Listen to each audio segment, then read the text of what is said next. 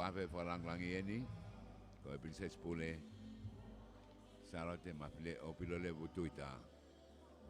Whape au mai beki ai mrisa ako, pegi e tareki tako, mai kau whai ako, o mea ke ki no mea anga I Stacy, ko e whakatau keiko ia o e programa o e ahoni, ko sofrisi hingano, ko e pure ako ia o e korisi whawhai ako. Ko e kau whakape kuna o si mea beo nau mea anga, pe me kau whakape magei ko kuna o heni. Pe ke ko whai ako.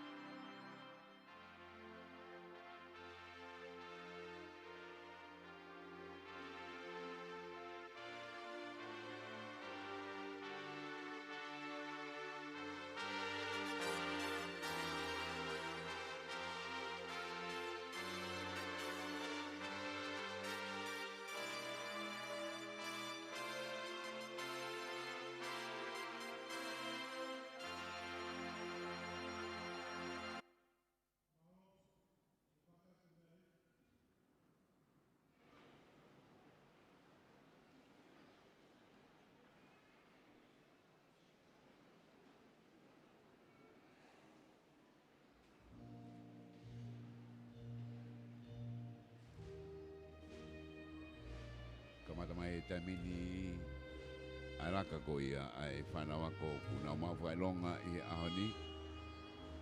Pea pe poki ki he kau whai ako. E ku whatahalo o pe poki e ngahi a pea koko ia e ni mame he TIHE. Pea pe ki he korisa whai ako.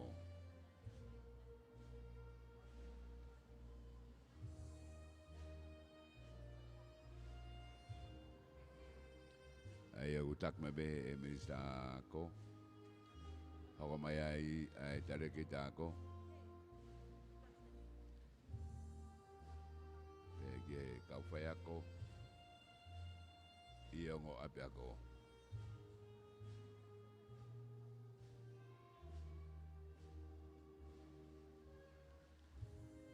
Kau wisa maalonga me pot ngawe ako.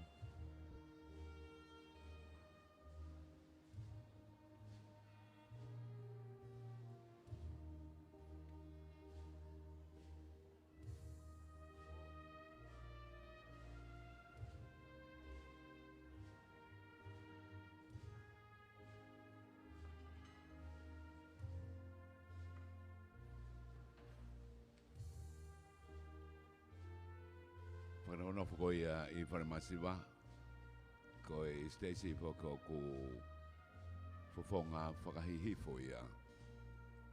Ko I whanawa ko I korisa whai ako, waiua pe ko ia ai kolo, unau tawak na tol ko e ki tailulu, whawhonga whakatoke lau, ko kina tol ko ni whanawa ko kunau whakawhailonga ahoni.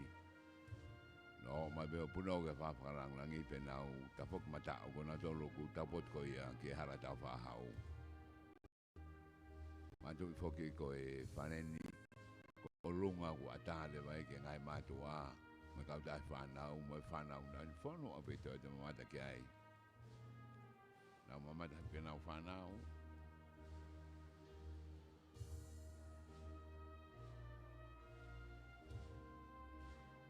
Ko nga whoki e korisa whai ko ne au se na wako he tau ku osi, tau tuak whaki e ngahi whailonga I ahoni ia.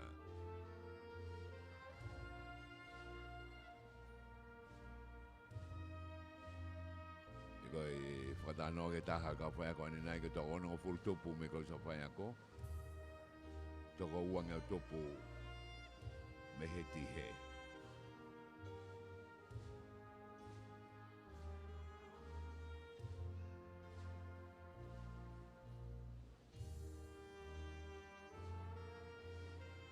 Wawe te kauni ko ia whanau, koe kauni uri uri,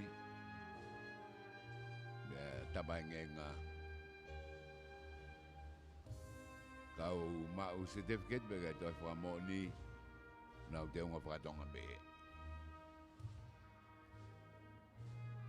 Nau huma koe mei tuana e kamata mai koe e kau diploma, nau tau toko uang koe taimini, kau certificate, nau tau toko tolu mai e nau whanonga mai koe ia. Toko whaha ke ai whahinga nihi, pe whenga pe koe ke nau hao mai koe ia. Ki mo ape mai nau futoko lahi, ke tuli koe e tai me porkarama, mata lere te wakai ka nau tolu nau ngai teu. Whainga ne tui mai pe hoke lano nau a bea ko, ngai koe whanau mai koe skoto bau te wakai atu beu nau ko te pulu. Koe stonga nau kura mai.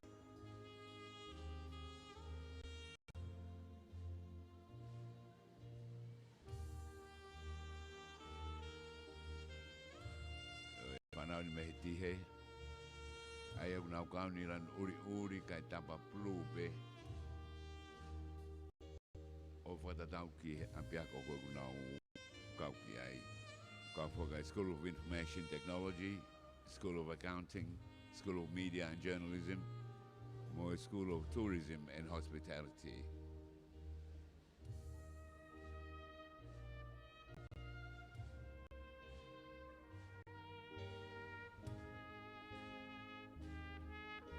Kei toko lahi be nau whanau mai koe ia te wakati mai hendi ki tua, nau o smau pe whakakotutu koe ia ane nai. Whataonga pe wunga lelea te whamawhora koe ni. Pege ngai ata mo kwawhataha atu mo i Tonga Vision, Paula Moimoi, ino ate katoanga.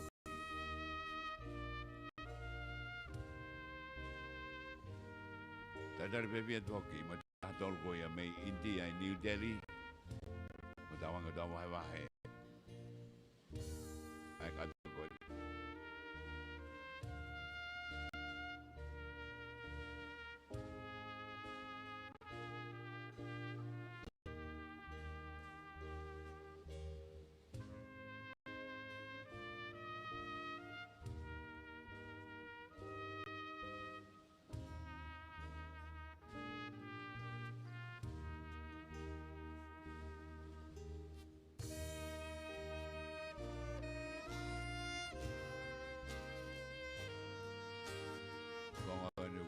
Mai kuna buru uri kai se shengenga ke na toluya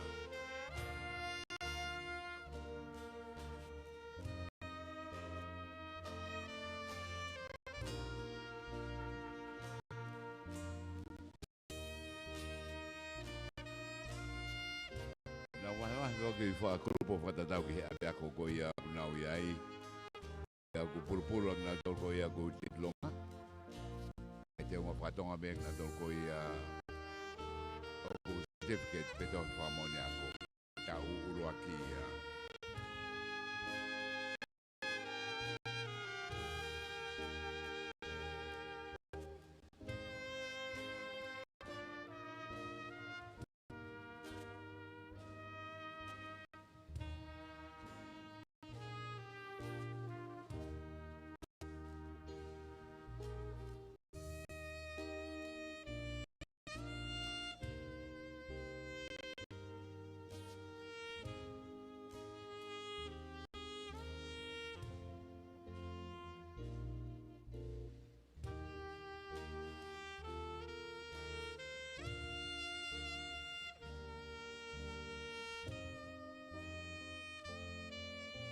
Kai beki he to wako o ku te uma tatau na tolu.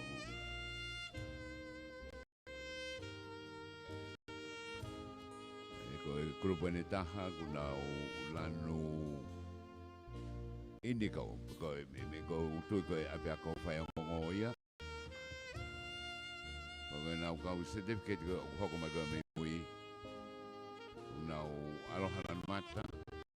Kovulan mata.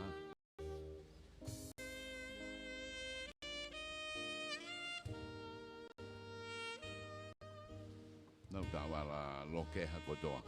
Ai koe nau ai piki nau ki whai taha e nau tutuni.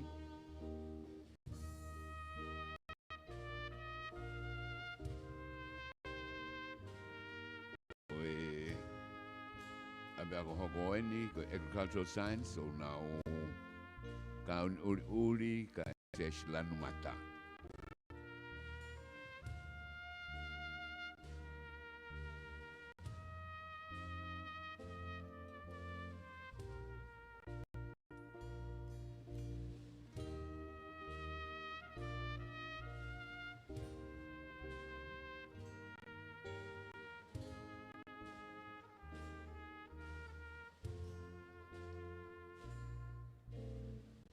Kei tolahi be meitoa e tai meni. Hoko mai koe ni kuna kauni uri be kai light gold na usesh.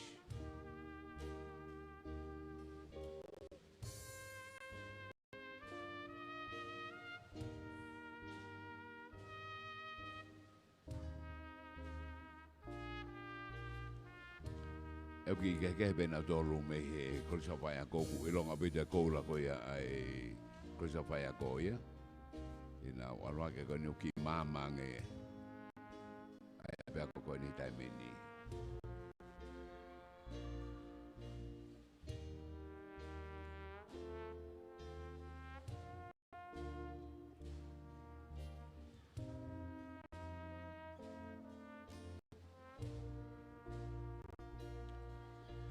Tui fio mai a hako mai koe ni.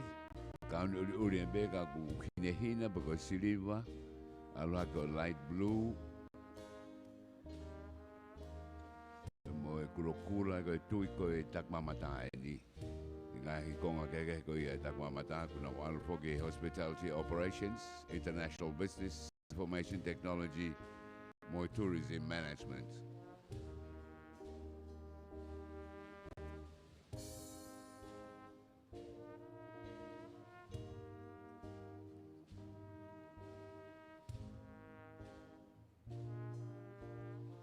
Mata lere i te wakai atu.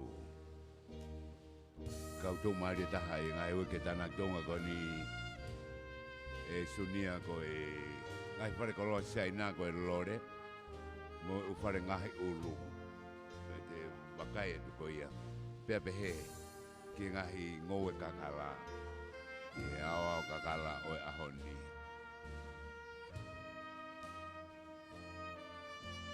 Pea koe nau tola heanga nau lan kulukula ki nau tolu.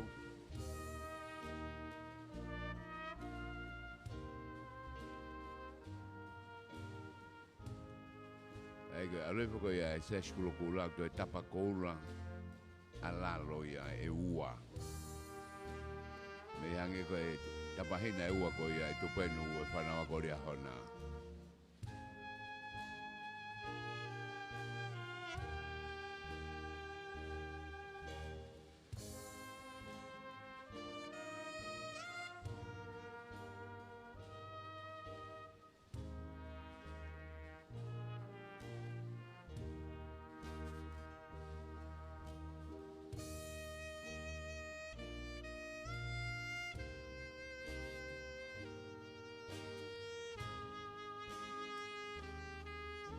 Mata lere i te wakai atu ko nau teu ngahi tamala ke he koe ku nau tui beta ki arunga seshi a koe ngahi sisi.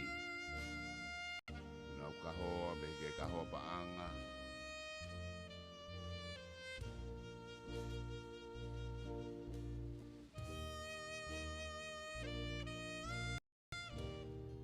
Ke whai me bea e poronga. Kau whai ako e ni. Kau whai ako kotoa e ni i ango i ngahi apeako. Ai ako e apeako whakarukua poke koi sa whai ako. Ka koe tihe koe ngai apeako keke ko ia. E tau wakai ko ia. Ki information technology. School of Accounting.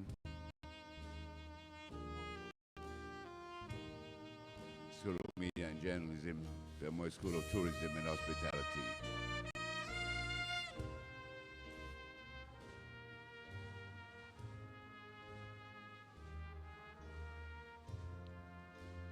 tolo ku wha Moimoi mai, e grup wha Moimoi ani e kau whai ako.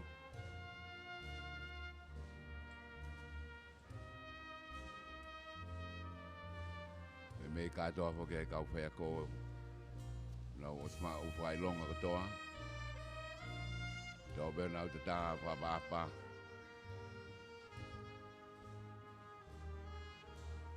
kau whai ako e tawhako e hara tau whahau ka unau fofonga whakahihifo ki nau tolu.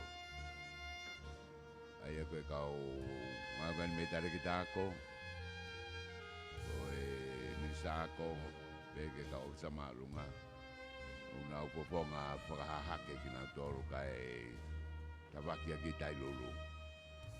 E ako e kakata ko ia, ai kau whai ako. Ko kakato e alaka. Malo, kata ko mai. Tapa mo e awhia o tua. Ai au tautu i o kune awhia heni e tautolu. Tapu mo tupo ono. Ko hau o Tonga. Tapu ke a kuina nas pau. Tapa mo e whawhalanganga a honi. Highness, Priness, Sālote, Mafile'o, Pilolevu, Tuita. Tapu ho weiku. Tapu po wanga. Me Falemasiva re. Tapu ke minister e ako. Ona Paula. Sālote.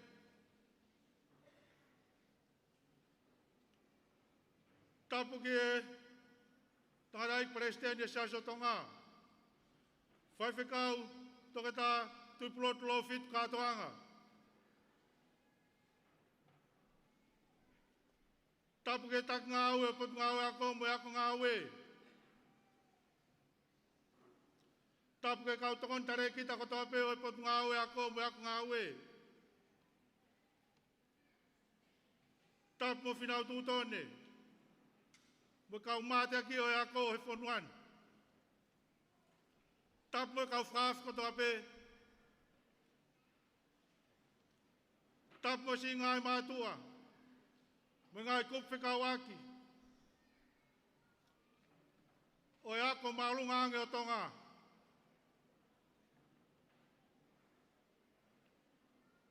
Tapu ke kau tokon tare kita o ako me ako ngawe.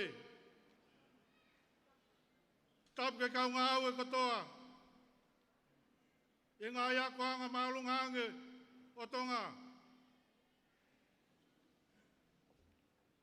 Tapu mo mafitau wharamama. Mo e whanau a kololo Tonga. E ngā ia ko maalunga ange. O ato whakatapuni. Tapu mo taha. O kune o ngona e whakahohani. Kaya tā mō ke whakakato whatongia. He ahoni. Kamata e tau katoanga. Fuaki toi whamoni ako e ahoni. Tau kamata ki pe haui ke o tua. Tau kamata ki halot. Peko himi ula ki. E lau ia sesilia whakaos. Pea mehie. Tonga Higher Education. Kahiri a e lau hakup me wholafola. E lau ia Edward George Paula. Me he Tonga Institute of Higher Education. Kahiri a o koukore. Kia whaiwhikau Tongatapu lotu, lofit katoanga. Ke ni whai halotu, mai katoangani. Kahiria, kata ke polisi, ya mo ako maalunga Tonga, tataki mai, ai loto aeki, malo.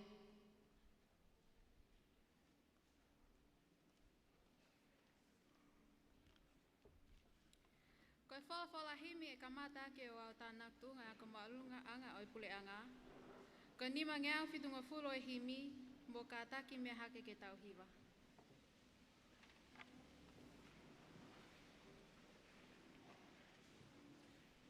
Sisu ko koe pe koe mama mo onia, whahinga poto kehe kehe ko huelo ia.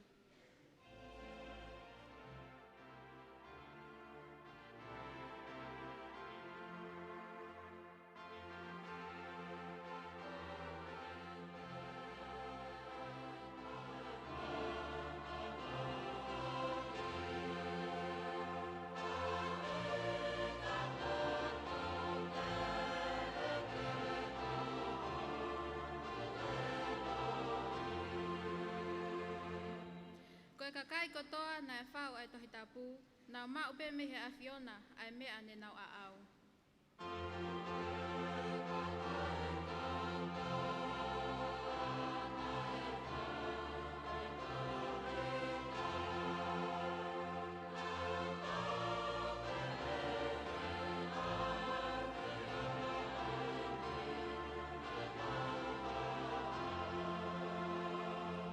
Ke tau haku le mua ai tohi kua whai, ke hu ai mama ai otua ki ho tau atamai.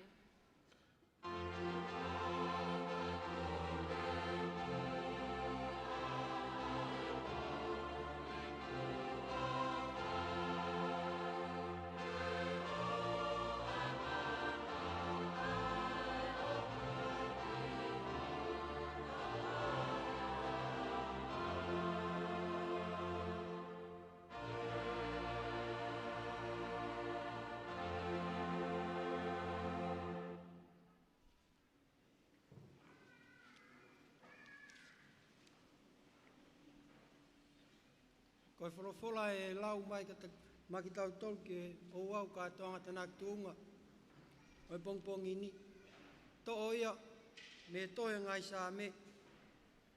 Rake vahe. Ai te kwa mata lau me no rake vesi ki ene osi. Rake ngai sa me. Vesu raki ke ono. Ai o pe ono wharea. O monu ia e tangata. Ui kai ewe ewa i e whakaukau o yanga kovi. Pe tu i e hala o i kauanga hala. Pe nofo e nofoa o i manuki. Ka koe ne fie fia o ki e whono a si ova. Ka koe ne whono o kune whakalaulau loto ai e aho mo e pō. Pe tatau ia mo i akau kua tō ki e ve vai tafu. Aia, o omi ono fua i ono whaita. Pea ko ono lau foki e i kai mai. Pea ko ia ko toa pe o kune whai e manu ia. O i kai pe he ai anga kovi. Kak tatau ia mo e kafu. Aia o kuviringia i e matangi. Ko ia o ki kai tu e anga kovi i e whakamau. Pe koe anga hala i e whakataha o i maanioni. He o ilo i sihova ai hala o i maanioni. Ka koe hala o anga kovi e auhaia. E meni.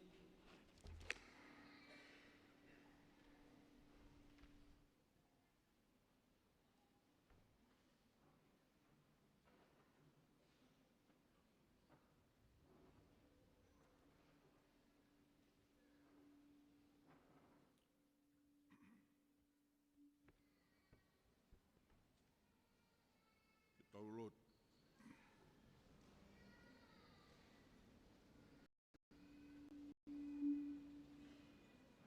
E toa Mafile'o. O kutai liu aho hau. Ke iau niu whakalewere waho o pure. Kai whakawheta. O kuope atu ho o wha. Ho whai mesi.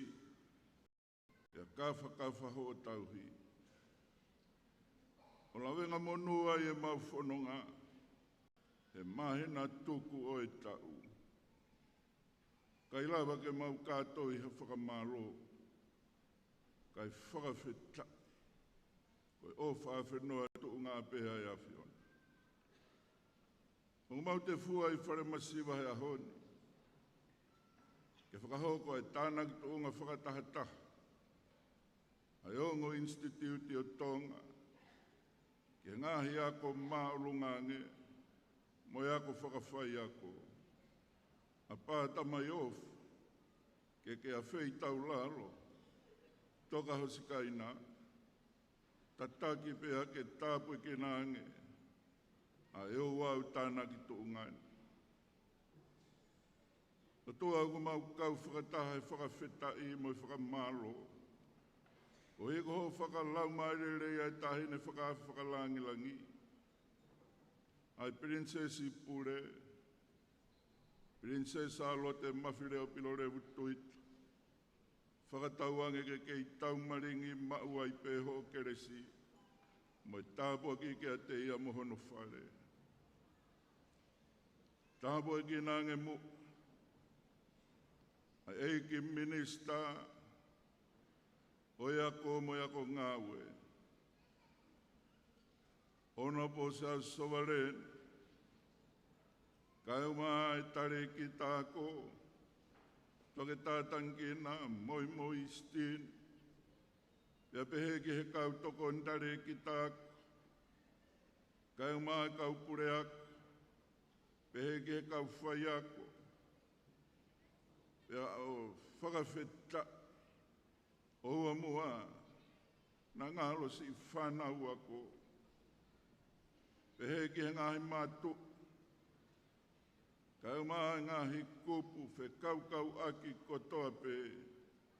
Mo kau whakawhe kotoa ku maua lolo he malu e holo koe. Tamai ofa. O mau te kaki atu. Mo whanau ako kotoa pe o te ufoaki. E nau ngahi tohi whakamoni ako he ahoni.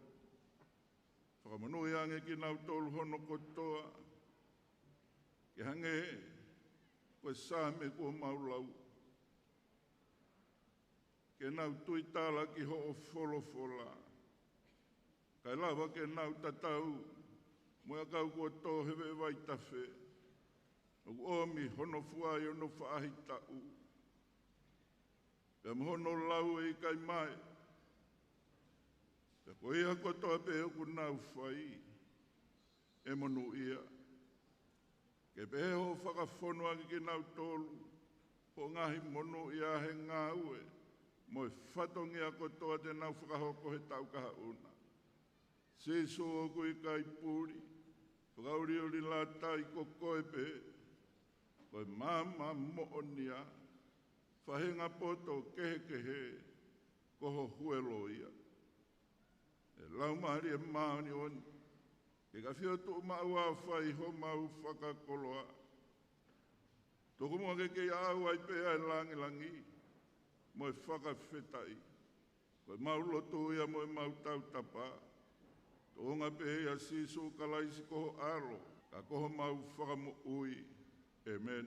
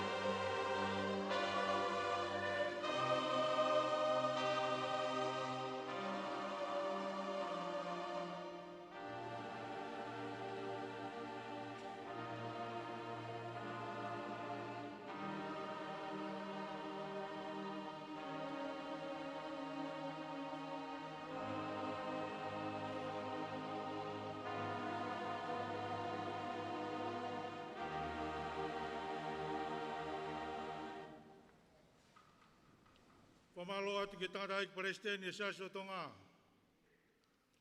I lotu kamata o e kātoangani. Te u whawhei henia e tak ngā aue pot ngā aue ako mo ngā ako ngā aue toketa tankina Moimoi stiin kene whai harea taritari o kātoangani. Malo.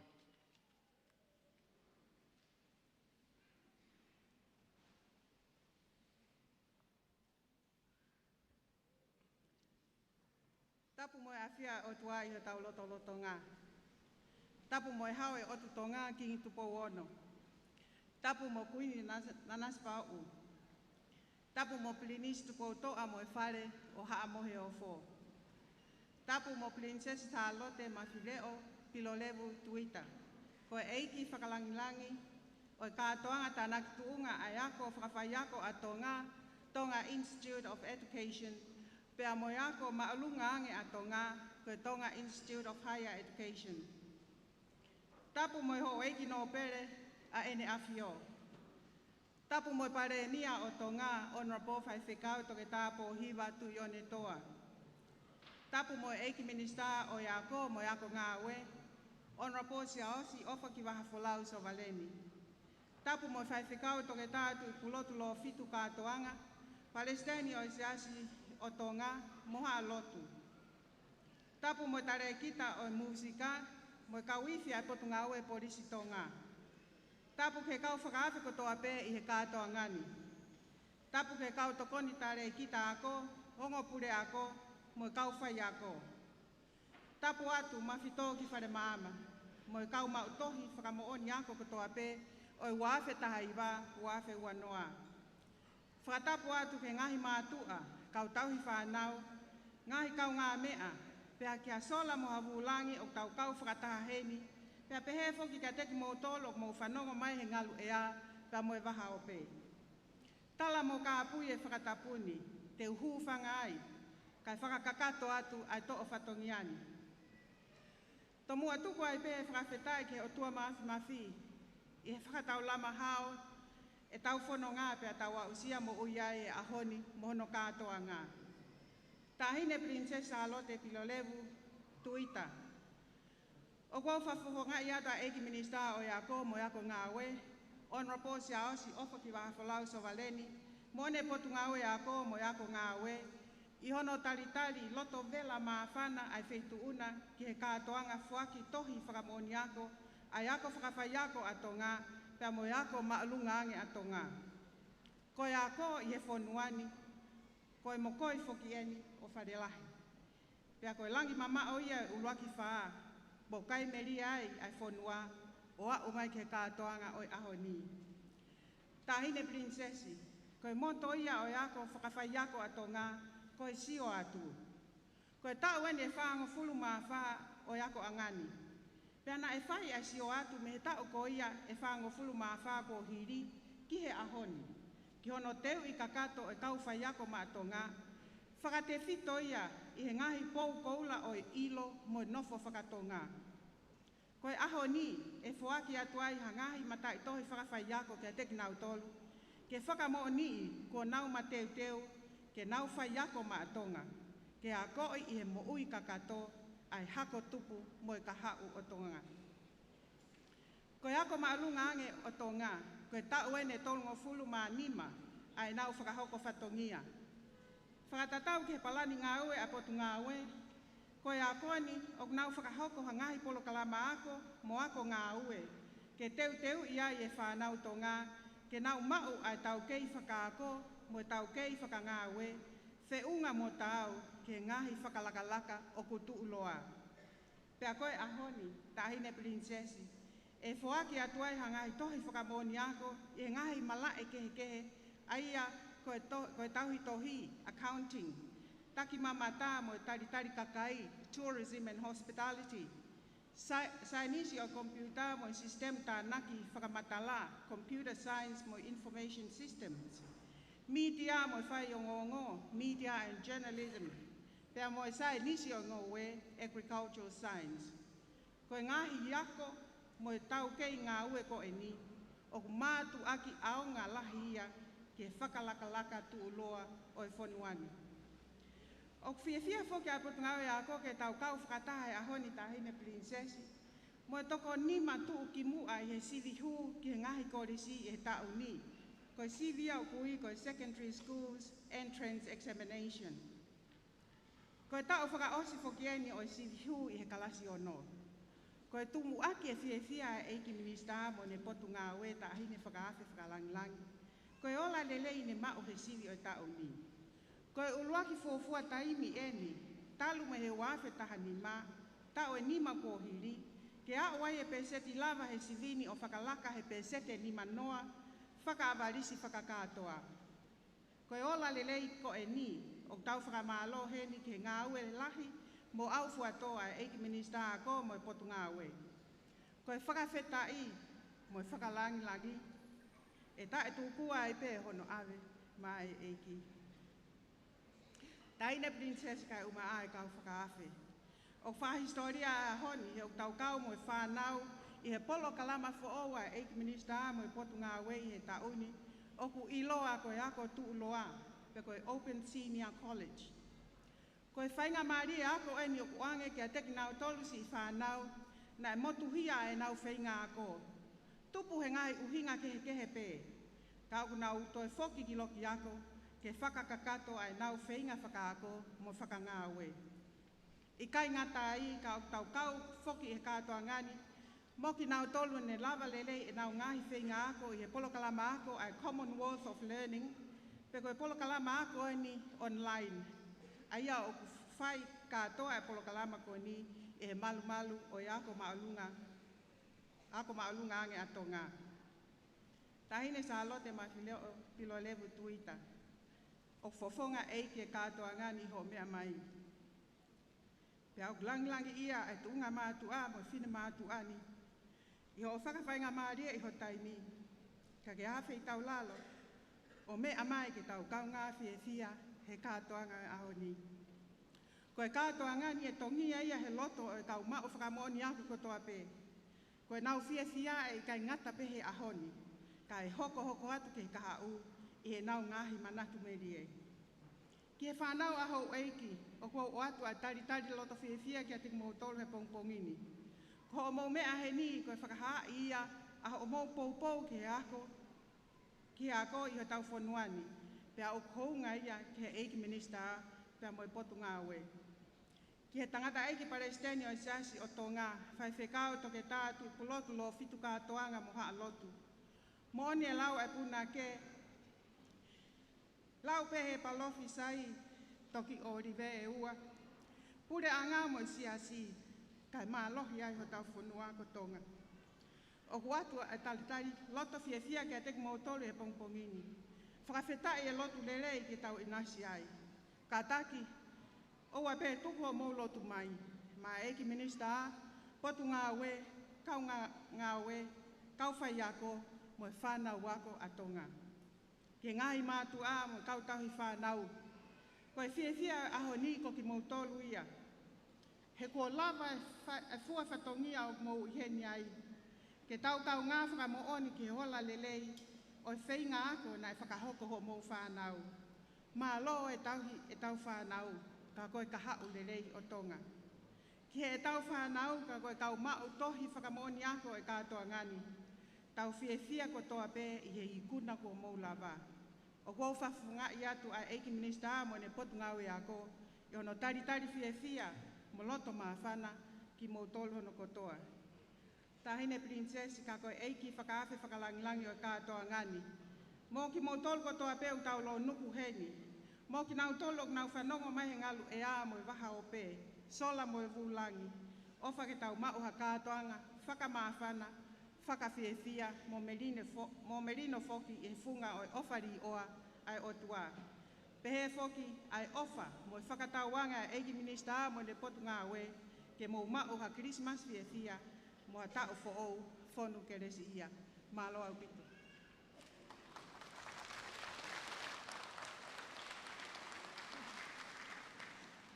Whamalo ke tak ngā ue put ngā ako, mo ak ngā ue. Falemasiva, Ia tari mo ko tau whatahaini. whanongoa. Pia mo e Whakahau koe taini me he koe Tonga sofai visit. ako. Ia no o atu live stream Ai at konga me he Latu ko. Messiah koe a hanteri. O kui koe koe and the glory of the Lord. Rorotonga koe a antemba koe a kore atu. Ke kau special award ke mou fotutu mai. Ke lava pea e antema o tau hoko atu ki ono whaka mou ngā certificate. Malo.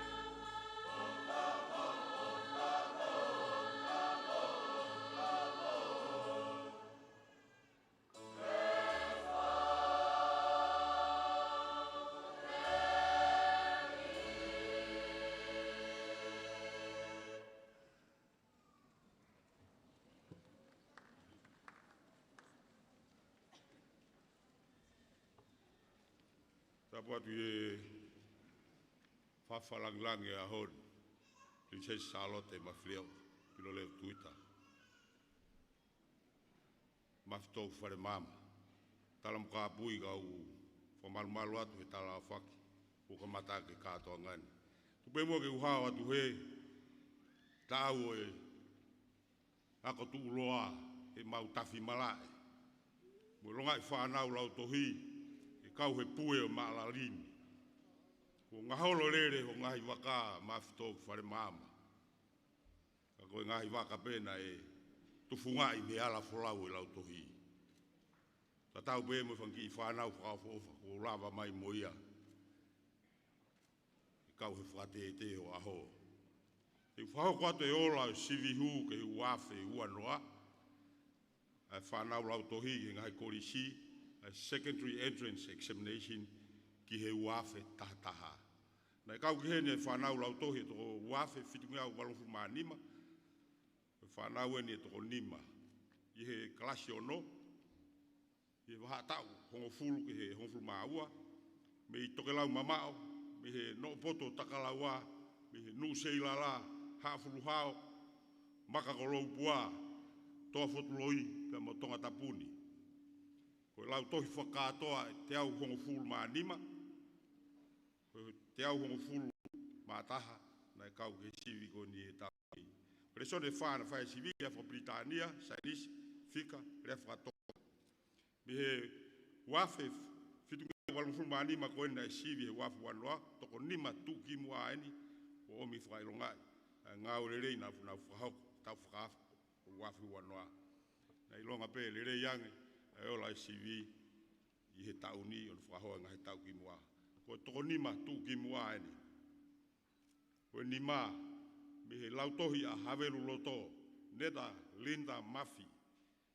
Me i pētani eua, tofoa Tongatapu.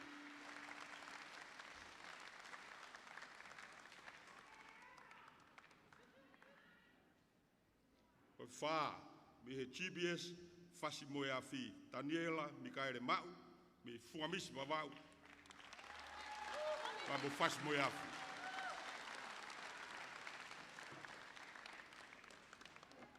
Ko tolu, me GBS Malapo, Ofa Kilevuka, Yahweh Messi Kutenbale, me Malapo, mo Havelu Loto. Mare Hako. Koiwa, me lautohi pureanga nuka alofa, ana falakika lui, tongoloereka hapai, muhoropeka.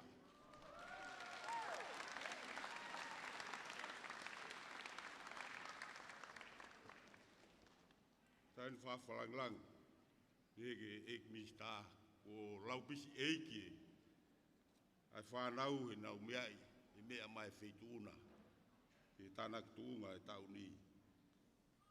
Na e koe tūki mua me lautohi a Fasi Moe Afi. Pita pare koula ki te au, me i Fasi Moe Afi mo Fuamisi Vavau.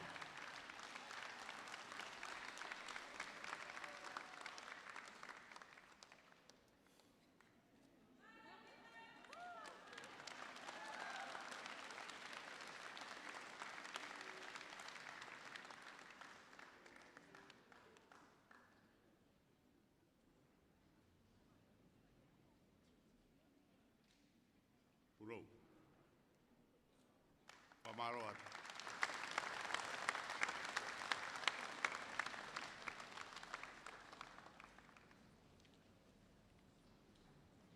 O kokore ke hufanga atu e whakatapu o se noa whaki o pangai mawhitoki Falemama. Ka whakatulou atu mo pangai ka whaki at mua. A ngahi pale ke ako tūloa na mea ki ai atariki tāko pia pehe ke Commonwealth of Learning.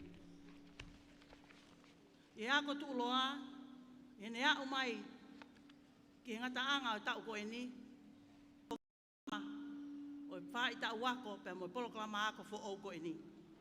Koe tūki mua i he lesoni Ingirisi, pia mo lesoni Tonga, koe pare paanga panga te au, sponsor ia e Mrs. Radin e Sao, pia pehe ke panga te au, pia mei he kostutuku o iako malunganga e pureanga, o fuaki ake a tuku I maha I waukakala unufe, me ho foa kolo foa usopo tau wha Tongatapu, ni wewa I maloba ba.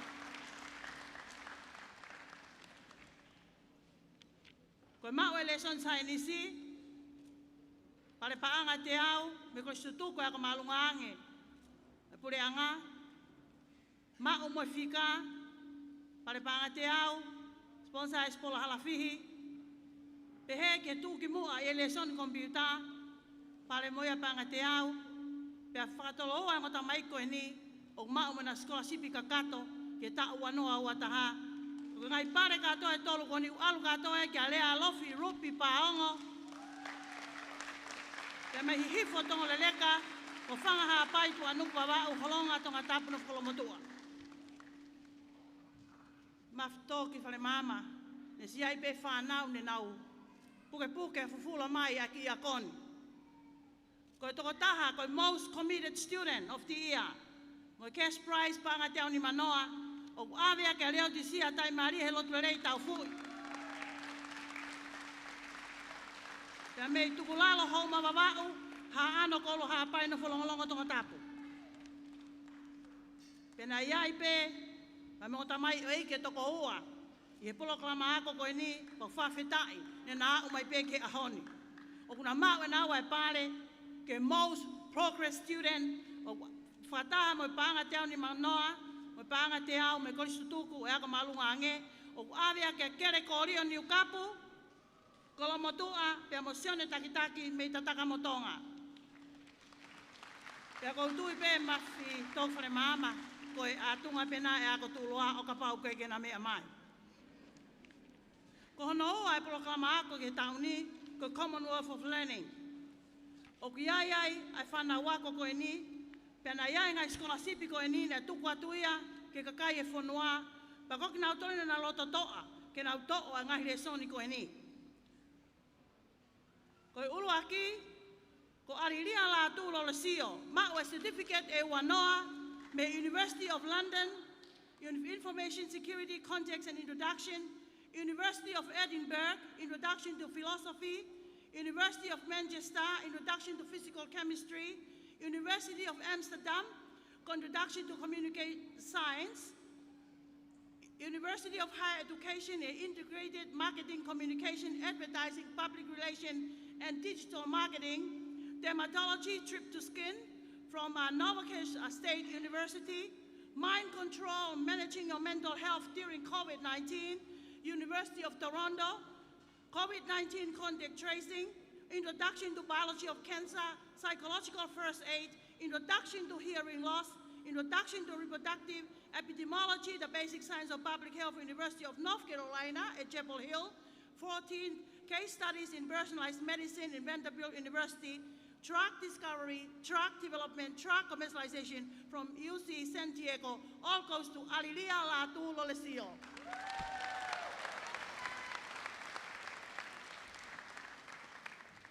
Koe ua, koe laisane lolo hea manu, koe toko taha ko ninga ne toi mao pe ea mo certificate e hongo fulu maa walu.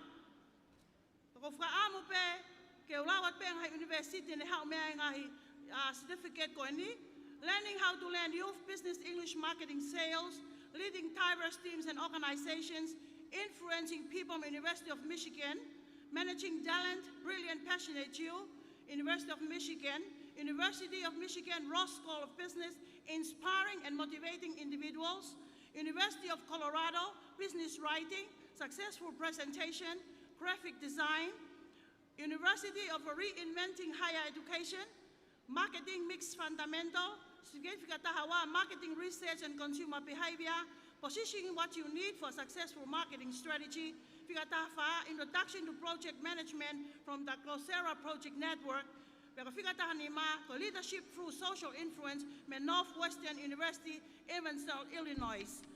Behavior Finance, Duke University, Sustainable Tourism Promoting Environmental Public Health, University of Copenhagen, the COVID-19 Contact Tracing, Johns Hopkins University. Manu. Kotolu ko meriame paia helotu aholei fainu. Kotoko taha koni ne Moimoi and certificate hongo fulu maano e tauni katoa.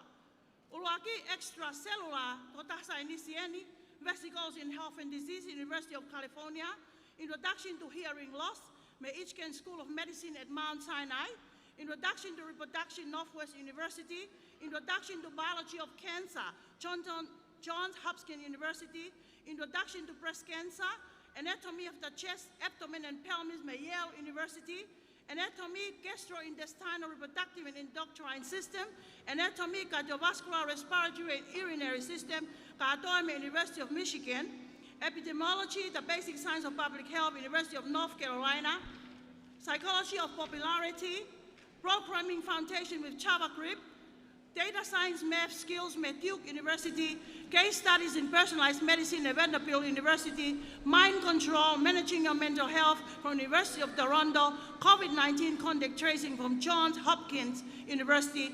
COVID-19 contact tracing for nursing professional, University of Houston. Alukatoa ia kia Meriame, paia helotu ahalele finau. Ko fika faa ko Olive Natalie Mafi, ko e ngahi certificate e tahatolu na ane mao. Me ngahi university pe ko eni na kulawe atu ane nai ki ai, kau mai kia University for Oak HubSpot Academy ma Northwestern University, o ku aluka toa ia kia Olive Mafi. Ko waleaki he loto toa TIHE, na ne mao ene certificate whakatoa e hongo fulu. Me University of Arizona, University of Yale University, mo Johns Hopkins, mo University of California, Minnesota and Michigan, u alka toa ka waleaki he loto toa TIHE. Koe hoko whika anō ko so saia asiata māsima, pe unga me certificate e tolu, me Moscow Institute of Physics and Technology, Duke University, mo University of Colorado, pas mo waka so saia māsima. Felicita ki walu, certificate e ua, felicita ki walu. Koe hoko ko Loretta and Juliana Kafoa Aho, University of Macquarie University, mau meai and Excel Fundamentals of Data Analysis. Fika hiwa, fala apako I moana lua finau. Mau and University of Michigan, inspiring and motivating individuals. Asena piukala, Ugiano Fafofonga, ko me University of Colorado, a certificate and mau ko supporting parents of a newborn baby. Paka whakaosi o ngahi proklama ko eni na ia kau whaia ko mea ko malunga ange a pureanga na naukau watu ki ai maata waka fifita me Rice University, Introduction to Data Analysis using Excel me Houston, Texas. Lesieri Malupo, certificate e tolu me Joshua Institute of Technology Writing Professional English and Emails, Speak English Professionally and Facilitating Online Courses. Mrs. Tutanga Moala, certificate EFA, me Arizona University, Kansas State University, mo John Hopkins. Maria Sio, certificate etaha me Commonwealth of Learning. Paka whakaosi, mafitog Falemama, ai whaaki o ngai certificate ko eni, mai kau poloklama ako, ai Commonwealth of Learning e taku wanoa. Ko certificate ko ai o whaaki o makehe a poloklama ko niku ko field, for planning a family and intergenerational literacy and learning program, UNESCO Institute for Lifelong Learning. It all goes to Miss Naomi Hopoate.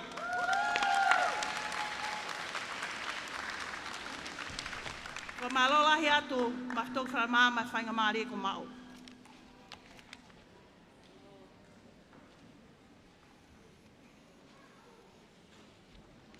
Koe la waia ngahi whaki toi whamonia ko makehe. Te tau hoko at lewain kia ki whameite me Tonga Institute of Higher Education, aia koe whameite koe taulunga tokolahi. Kore at me ki e kau whaita koe nike ki whatata iangen.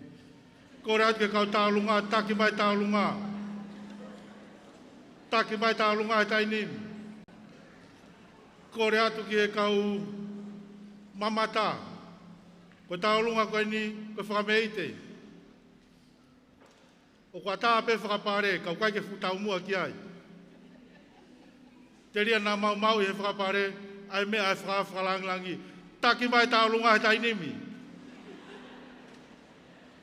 Taki mai taulunga nā hoko ate polokalama. Fidu poinima, pe mo e Tonga Vision.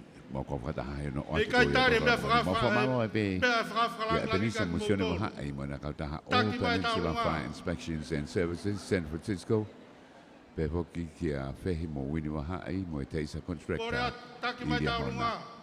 Whamaro ki e reo shofar a San Francisco i Amerika, ki a korotina uanga, pe ki a visionary designer me Brisbane, Australia, na toron mo popo ke a ko whate mikare. Whatawange wa o te modolo ai whama whalani i hele o pe a me hoki ki live stream ko i o whahoko ko i a i he tani. Koe whanau enu nau te unga ngatu uri whaafo whaapito. Whaafo whaapito nau teu, le peko nau siska kala whoki. Pepe ko nau tek ki tua niu. Pepe me nau kau tā mea. Nau mama ki loto e tā meni.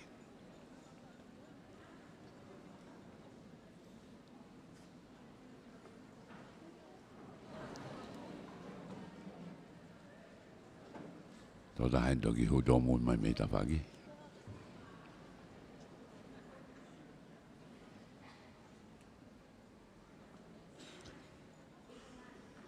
Nau toko walu whakatoa.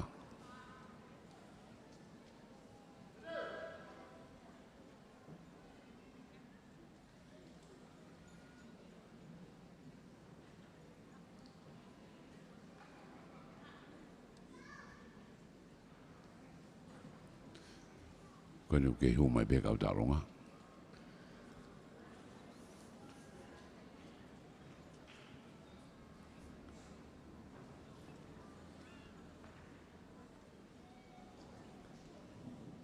Nau toko hiwa he taimini. Waka e ua.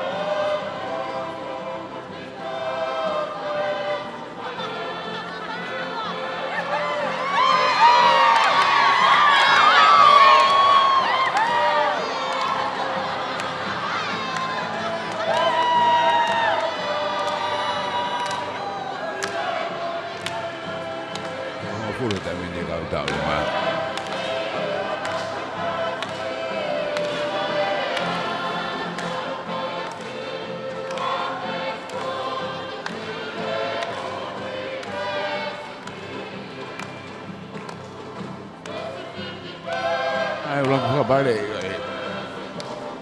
Pilolevu ko jäi TIHE.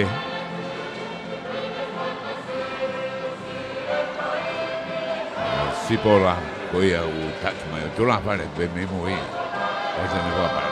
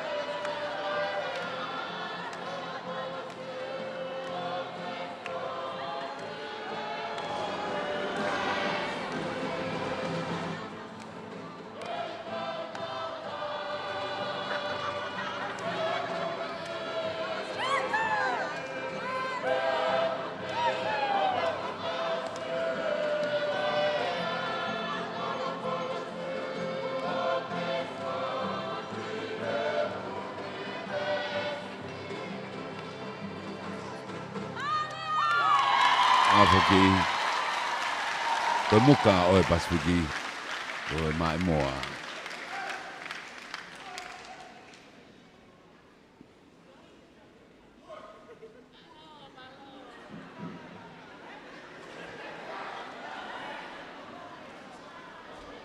Whamalo atu ke whameite ko whahoko me he Tonga Institute of Higher Education. Te tau hoko atu he tainimi ki a ripoti me programa ako me TIOE. Aia te utuange te uwhawhi hene ai tin pe koe tokontare kita. O kune tokanga ai Tonga Institute of Education kene lawa mai o whakakata te report ko ia malo.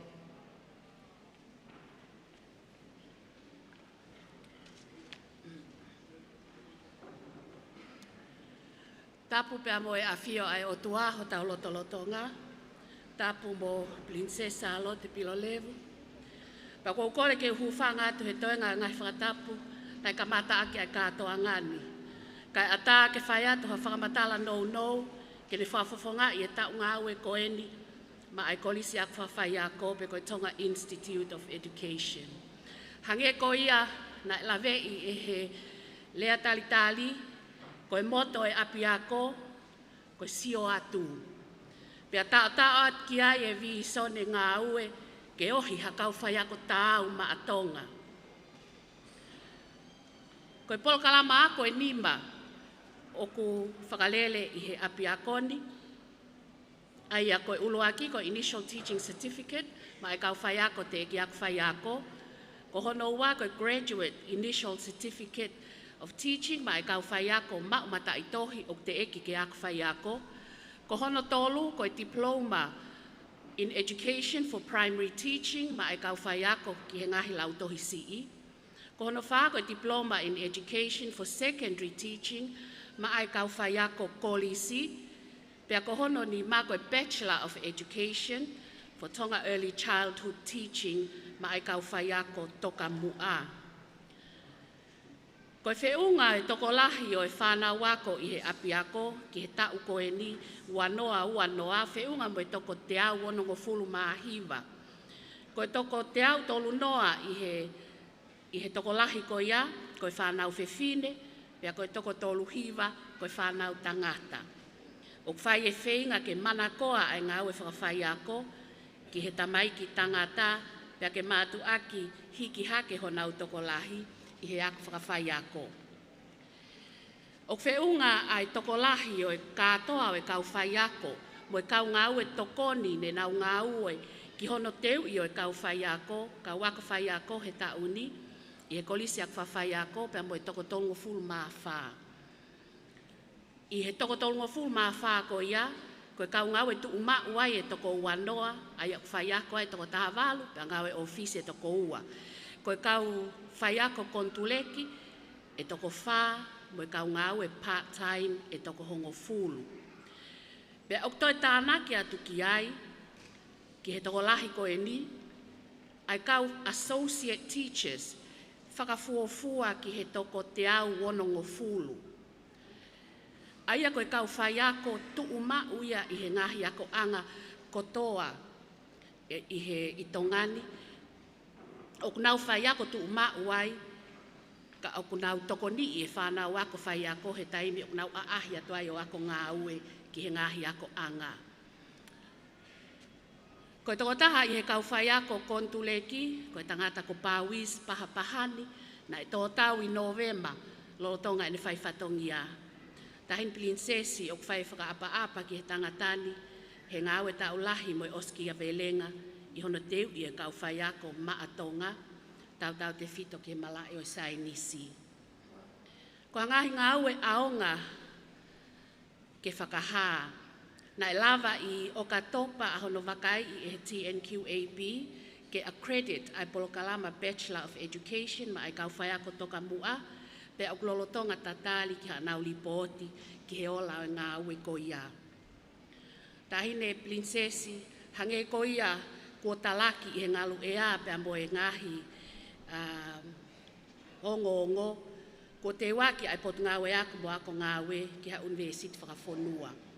Pe i hene pehe, ko Tonga Institute of Education, pe ko e kolisi aku whawhai ako, o ku kau i he teo atu ko ia, ke hoko ko e taha o e ngahi waa ako o e university whakafonuani.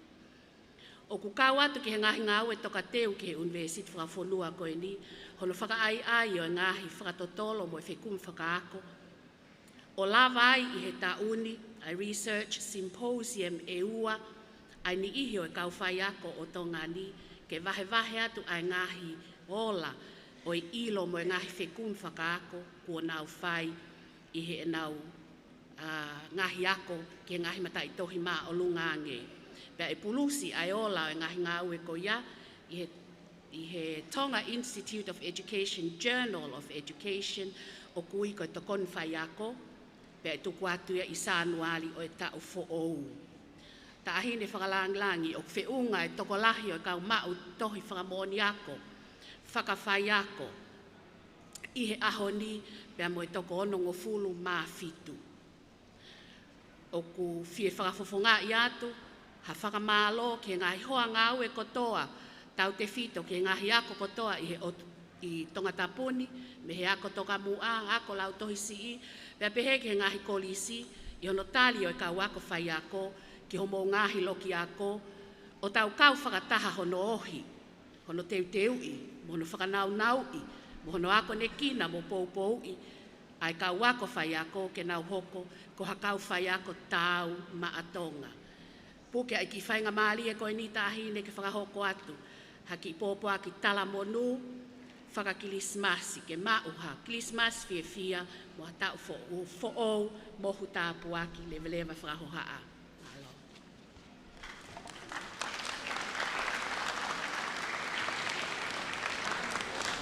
Whamalo ki e tini o e koris whawhai ako.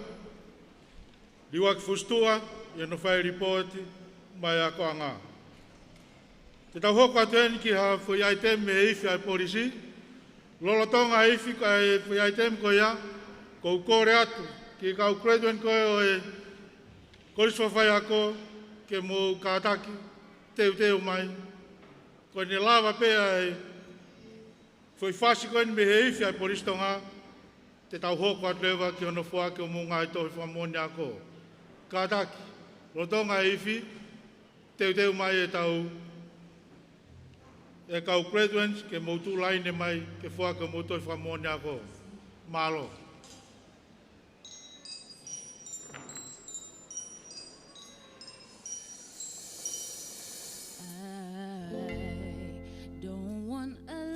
For Christmas, there is just one thing I need. I don't care about the presents underneath the Christmas tree. I just want you for my own, more than you could ever know. Make my wish come true.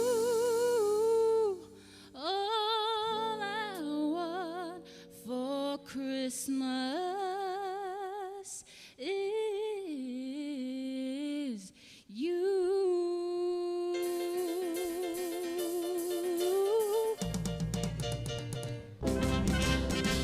I don't want a lot for Christmas. There is just one thing I need. Don't care about the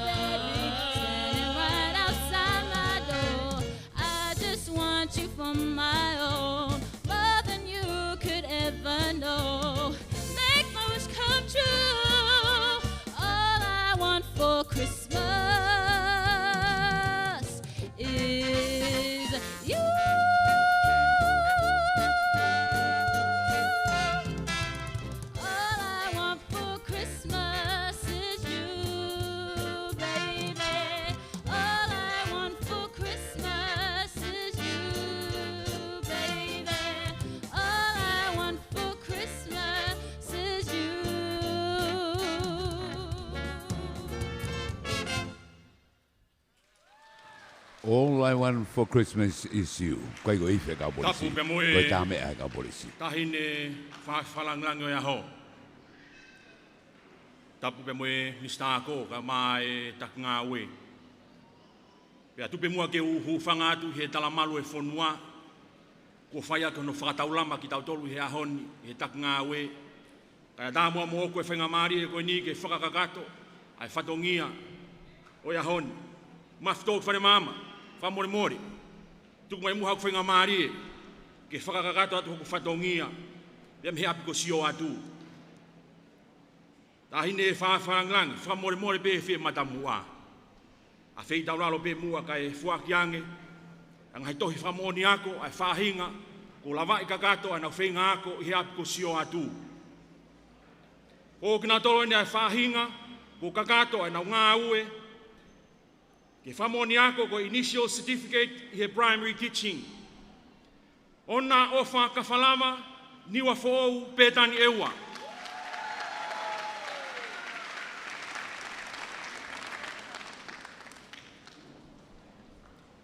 Sālote na yoka taufa, ha te iho nuku Tongatapu.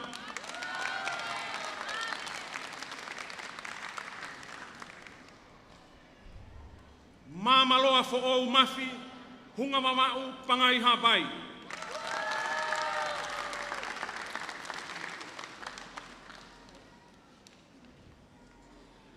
Manu maa o palataisi Latu ila, kolo fo o Tongatapu. Ko kina tolu ene whahinga, ko lama rei ana whenga ako, i he Diploma of Education he Primary Teaching.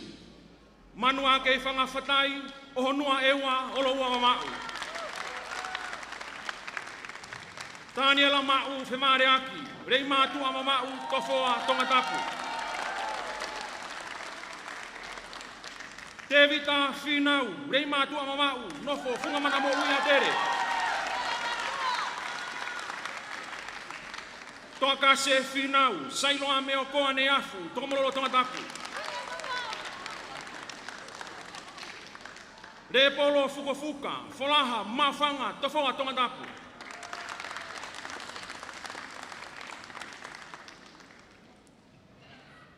Ki sepi paia he lotu hawea, o honua pangai eua.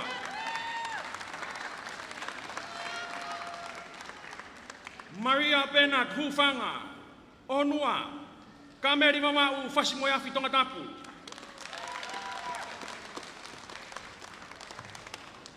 Taiman he lotu te kiu ka inga, o koha mamau whataurua eua. Rupi Veronica Langi, kono tau ko pea, fuhelala ko tapu ke ave na kolo Tongatapu. Arieta sungu Latu, taunga neia fumamau. Katoa he lotu fifita lomu, whakakai hapai mataho eua. Mary Rorin Fay Mafi, ha te iho Tongatapu. Teisa, mata i velangi mafi, ha whewa hapai o honua eua. Pauri ngalu wheretoa mehe maka mahe, anga ha eua mawhanga Tongatapu. Siria makasini, maiko toko mea whakakai hapai. Losarine matui, o honua eua tuatakilangi Tongatapu. Tupou tānea musika, te whisi mamau whaui Tongatapu. Loise whalauhola sōreiki ofa, mapua tonga ui esi o tauwhaahau. Halamehi o samu, mawhanga Tongatapu niwa Tongatapu. Karina Eliana Saverio, Maiko niuto wa volokaire namuka hapai. Anakawa futuna siasau. Maipoa niwa Tongatapu funga misi mamau. Anna mawahi tamei funa. Pea pahu Tongatapu. Here nao nai tin kei ta tafu. Futu ewa niwa fo. Velaria mari ta tafu. Futu ewa nomuka hapai. Mere folau tau fo. Pe tani ewa popua Tongatapu. Mahea tei. Hofoa Tongatapu sapata niwa fo.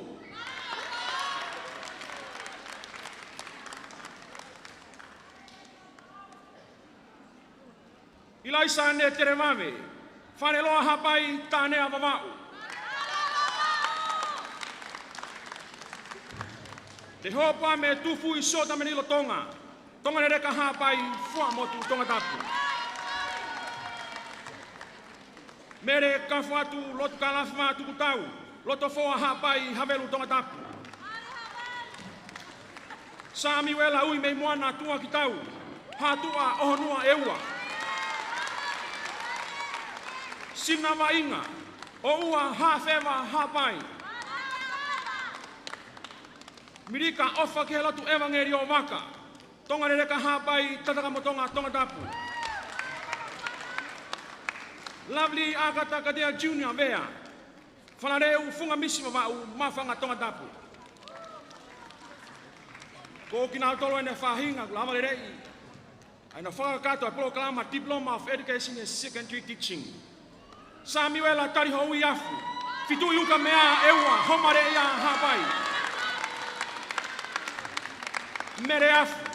Fitu yuka mea ewa homare ia hapai. Masiu ha mo iki helangi ka ola. Loto foa hapai no papu faremai mama. Iunisi akoteu niwa fo fareloa hapai. Veisini a mai ata motu mano a koteu. Ha whewa ewa halawa me Tongatapu. Tea sio reimoni asperi. Rei matua mamau ha teho namtoka Tongatapu. Na whetalai whakama. Nua rei Tongatapu tarihau mamau. Vai ata wharetau. Makawe mamau. Nomuka hapai whahepa Tongatapu Tongatapu. Paia helotu iutuangiangi whekau. Nomuka hapai makaunga Tongatapu. Kario Pasifoki. Wharehau niwa Tongatapu lapaha Tongatapu.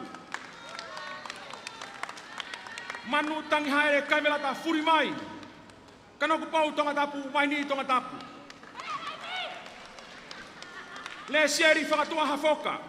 Whakakai, pukotala hapai, isnei Tongatapu. Sio saia masalu kampusi halahala.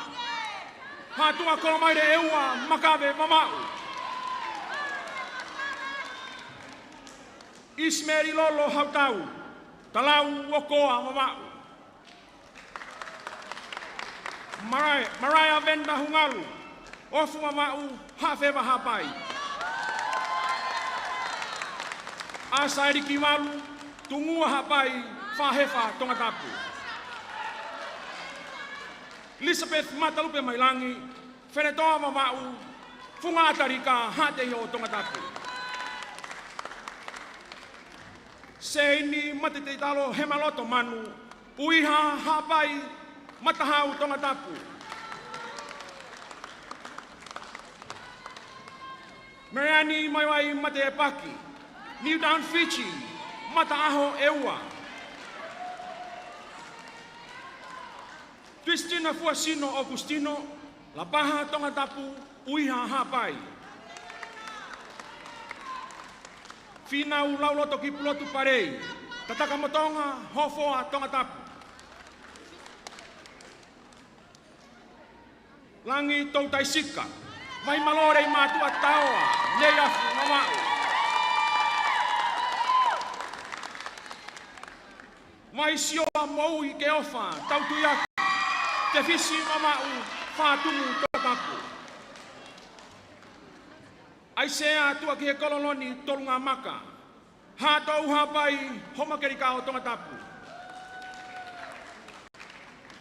nuku isikeri Tonga, ofu mamau, pea Tongatapu.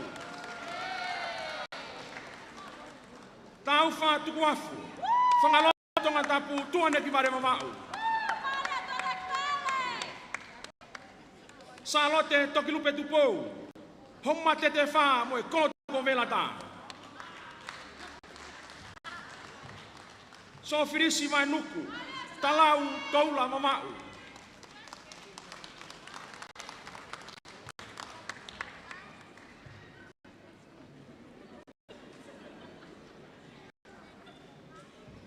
Luciane mona riso o fuima vaila, lo whanga hapai tataka motonga Tongatapu.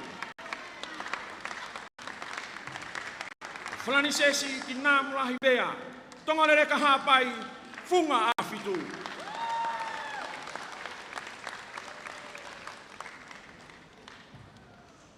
Taine whawharanglangi, koe kotoa i tuunga whine mātua, tuunga mātua ko whakarato, na programa ako pere api ko sio atu, malo mafi, tau whare mama, mawhenga mārie.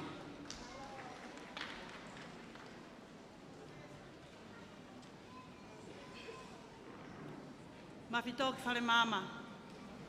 Ke matawhi e tonga i he langi maa o e whangatapuna. Ka unga atu he tala whaunga o e whonua. Ka e fu hoku ka wā, he ko whau e kua pulonga. He ko fungani hea mapo o otonga. Ko ne mea i whakalakapeko. Ka ata ki hoki whine motua me wau hea. Ke hunuki atu he neo kōka. O whakau atu e ngongo whakata. Ai ako malunga ange puranga Tonga, peko Tonga Institute of Higher Education. He ko tolunga fulumani mata, a visone, mo langi mama o la a ko hunga whanua. Tama ko tau whahau tupo wha. Ke teu i mo whakamotua tangata, ai ngaluola o Tonga, ke ne whataki anga i ngawha whatongia, i e pure anga pia mo whanua. Koe ako, koe whainga koloa mahu inga tahaia, o kuala mau e hatoko tahi. Ko hakakai ko ako i hino i lelei, o matu aki mahu inga o pitoia ke whaunga o a society.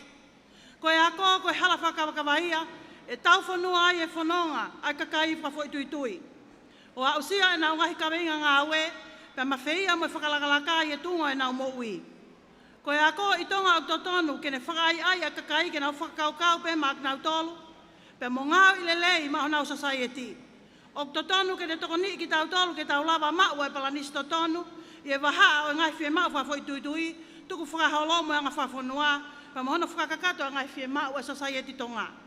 Ko visone a api akoni, maftok whare mama, ko whatu haako o ku mau e ha ilo moha tau kei, o ku tolonga mo tu uloa, ke ne o mai alerei taha, ma e haka tupu e whanua i he tapakotoa e nā mo ui, per oua na ari e kina hataha. Ko misiona ngā we, ke whakahoko pe tauhi ke tuuloa, hatu unga ako maulunga, o tāu me whakalakalaka o tonga mohono kakai. Ko kaweinga ke tau koe ni, ai ako maulunga ange, ai pure anga, koe maua sisu, koe mau kotoa. Pa koe ka pasa wholau e tunga mātua, me whine mātua whahau whatongia, o ako maulunga ange, ai pure anga, pe iloa ko Tonga Institute of Education, koe TIHE kea, koe ka whataha, e ko hono uhinga, koe T ke teamwork, I ke integrity, H for honor, E for excellence and care. Ko lau maari e a whawhalanglangi, na whataki mai aki e whine motu ane a whatongia o ta uang wanoa wanoa. Ko te whtoi whatongia o e ako angani, ke whatupule kina mo poupou ke taha ngai te whtoi whatongia e potunga e ako mo ako mga awe, ai ako hai a plan ngā awe wanoa tolu, ke whahauka ngai polokama ako mo ako ngā awe, o te ui hakakai ke nau mau e tau kei ngā awe whiunga mo tau ke langa whakalakalaka au tūloa. Ko ngahi tau mua ngā awe, ke toi lele ianga no whakahauka ngai polokama ako maalu ngange, pa mohono whakahoho a tatau ke ngai whie mau e kau ngā awe me tu apure anga pia motongan foki. Ko te i hakakai ako whiunga mo tau, ke tokoni ake potu ngā awe ano whatongia, ke toi whakalakalaka ngai toi whakamoni ako, tau ke ngā awe mo lava ke aunga ma ngā awe ma kakai o Tonga. Whenga ke lava no whakamawhai e TNQAP, a ngahi polokama ako kotoa pe, pe whakatoka ngai e ngahi ako anga tatau i tō pure anga e ngahi polokalamani. Ke whakapapau i ko ngahi polokalama, ako ko lava no whakamawhai e TNQAP, o whakahoko whakatatau ke whie mau, pe a hoa whoki mo whie mau e ngahi kautaha mo ngawe anga. Ke teu e whanau a ke ngahi tau kei whakangāue, Pe ke hoko ia ko ngahi makatuonga, ke hoko atu ai ke ngai toi whamo ni ako o maalunga nge.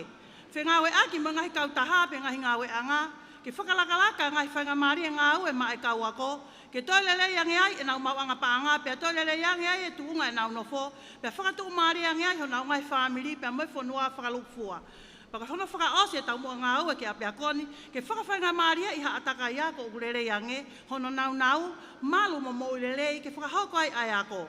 Nā whakatua ako angani e tauni ake tongo nima ngea wana ngofuru maafitu, pe mo kau whai ako e tongo ngofuru maafaa, ai au ia e kau part-time lecturers e toko whanga ngofuru maatolu, mo kau ngau e tu mau e toko ngofuru maataha. E ahoni o whakawhetai o mau whailonga i, ai toko wangeau ni ngofuru maahiva, o nau mau whailonga i he ahoni. Ko ngai ngā ue ko lava ke whakahoko i wanoa wanoa, ko ka kato no whalelei e programa ako tauhitohi, o tatau ke programa certificate e ako anga Auckland Institute of Studies, a ngai lesson diploma, pena ka mata i pena whakahoko e programa koni me wanoa tahawalo. O kei hoko ato i pe a ngā ue waofi mo TNQAP, kono whakakato ngai whie mau ke tau wanoa wanoa, o kotoa a ngai certificate level 4, nima, level 1 diploma, a ngai programa ako no kotoa, i accounting, media and journalism, computer science, information systems, tourism, hospitality and operation. Pa kulele lele ia pia ngā we maftok fra mama ke advanced diploma level 1 ai computer science mo information system ke tau wanoa wanoa. Pa hiki ai mo ngai whamawhai o ngai programa matai tohi. O whenga ke kamata aki a lesson accountingi mo lesson ngowe pe hoko ati wanoa wataha ke ngai malai ke he. Na malapa pe whakahono tohi mo level 0 ai horticulture. Ke whakahoko hala whanonga, ke mau whanga maria si whanau o ngau tarene ti ia i ngowe. Kua whakamalo lahi ke pure ako School of Agriculture patu ilang langi, pe apehe ke toko ka Samiola lo hea i ngawe lahi ko ia. O whakahistoria whaka tau koe ni, koe fua tu he api ako tu uloa i tihe. Ai au iloa koe lifelong learning, koe open schooling, koe whanau ko ni na nau nofo pe i ngai hunga keke o ngai koe mea CEO, i ngahi tau. Ka kua hoko e whanga maria ako ni koe mama kamo ke ngahi lau maeni. Pea nea ngā ofa e whoia i a kabinet ya nea fio, ma pista ako, ke oange nau whainga maria e ako e whanau koe ni ke tau wanoa. Whanau lahi atu e kau whai ako kotoa koe ni, ne molele e ai ama o e ako na i te maulau e mama me hopo ki a kana mō whakatoa meri e pe ke a tau e whuteri e. Kai tumutumu a mō whatongia e mātonga. Na lawa whoki aune a career day a wa a biako tak mamata, kono whakaivia ho tau aki me sektoa tau taha e tak mamata, pa mona whatau ke whanau wako ke ngā ue, o whie mau e ngai sektoa me tu a. Ko ola whakama ko ni ngā wawhanga maari e ngā ue a taha au tuki mua i e lulu tai airlines, ko taha ia kau whanau wako tuki mua tak mamata ko salesperson. Te aki lava mahina taha ko toi Cecilia whakaosi ke reservation controller. Pa kumau tuipe, e toi hoko at pehano tau promote o Cecilia, ko ngā uen mo ako nene whaihe api ako. Ko Cecilia, ko pioneer ia o programa National Certificate e Customer Service Level 3, pe mo National Certification Front Office Administration Level 4. Pe au kakato ene hano diploma level 5 in Tourism Management. O iai mai whanau ne toko ni he api ako o kume nau ngā aue, pe ko nau mau ai whainga maari e ko ia moako. Pe pehe whoki proklama e wa a diploma i Hospitality Management, aina nau whakawhei mai kau businessi, mo kau chef, me ngai wharekai, ke nau lawa whakari are ngai tau kei mo ilo melo ki ako ke kuki, pa pehe ke diploma in business and diploma in tourism management, ai whakari are ngai ilo mo tau kei ke whakamaketi, yono whakatupa whakakau whakabusinessi, pe atu uaki atu ke hoko, ko mau anga mo ui, tau te whito ke time whaingata ai COVID-19. Ia kei hoko atu pe a whengawe aki mo api ako TIHE, mo api ako Auckland Institute of Studies in New Zealand, ne lava ke whakamahu inga i tatau pe cross-credit halesone e hongo fulu. Me poloklama ako tau itohi api ako ni, e nau poloklama ako businessi Bachelor of Business. Cross-credit ko e ni, e lava ngai ke si e taimiako e sa ke poloklama ni ako mataitoi ke businessi, i kai ko ia pe ka cross-credit fo ke EISA, a lesson e tahataha i poloklama ako Information Technology a Tonga Institute of Higher Education ke nau poloklama ako mataitoi IT. Ai au hoko atu he tau anoa wa taha, neo ngai whasta nunu a ngahi pole o e COVID tahiwa, ka kune te o mai pe a ngai whangamaria ki tongani ko i ngai ko COVID tahiwa. Ai tuku mai o Advanced Diploma Level 1 a EISA, ke whakahoko i tihe ko hiko COVID tahiwa, pa whaingofua ke tau whanau ako i he wa atak mamata. E o mai foki mo New Zealand Certificate in English Learning, ke ne whetongi a Siv IELTS, ai au whaafia mau ke te lawai pe toki ako i New Zealand mo a seria ngai university ke whakahoko mo i e tihe e ta ua noa ua taha. Nai fuaki e tauni, a ngai certificate e kau whai ako e toko tolu me International Training Skills me APTC, Australian Pacific Training Collaboration he tauni.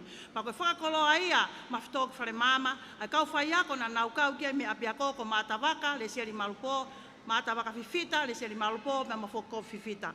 Me ako angana ia e ngai whangamaria ni tuku mai me pukulama Commonwealth of Learning, hange koe na fuaki ane nai.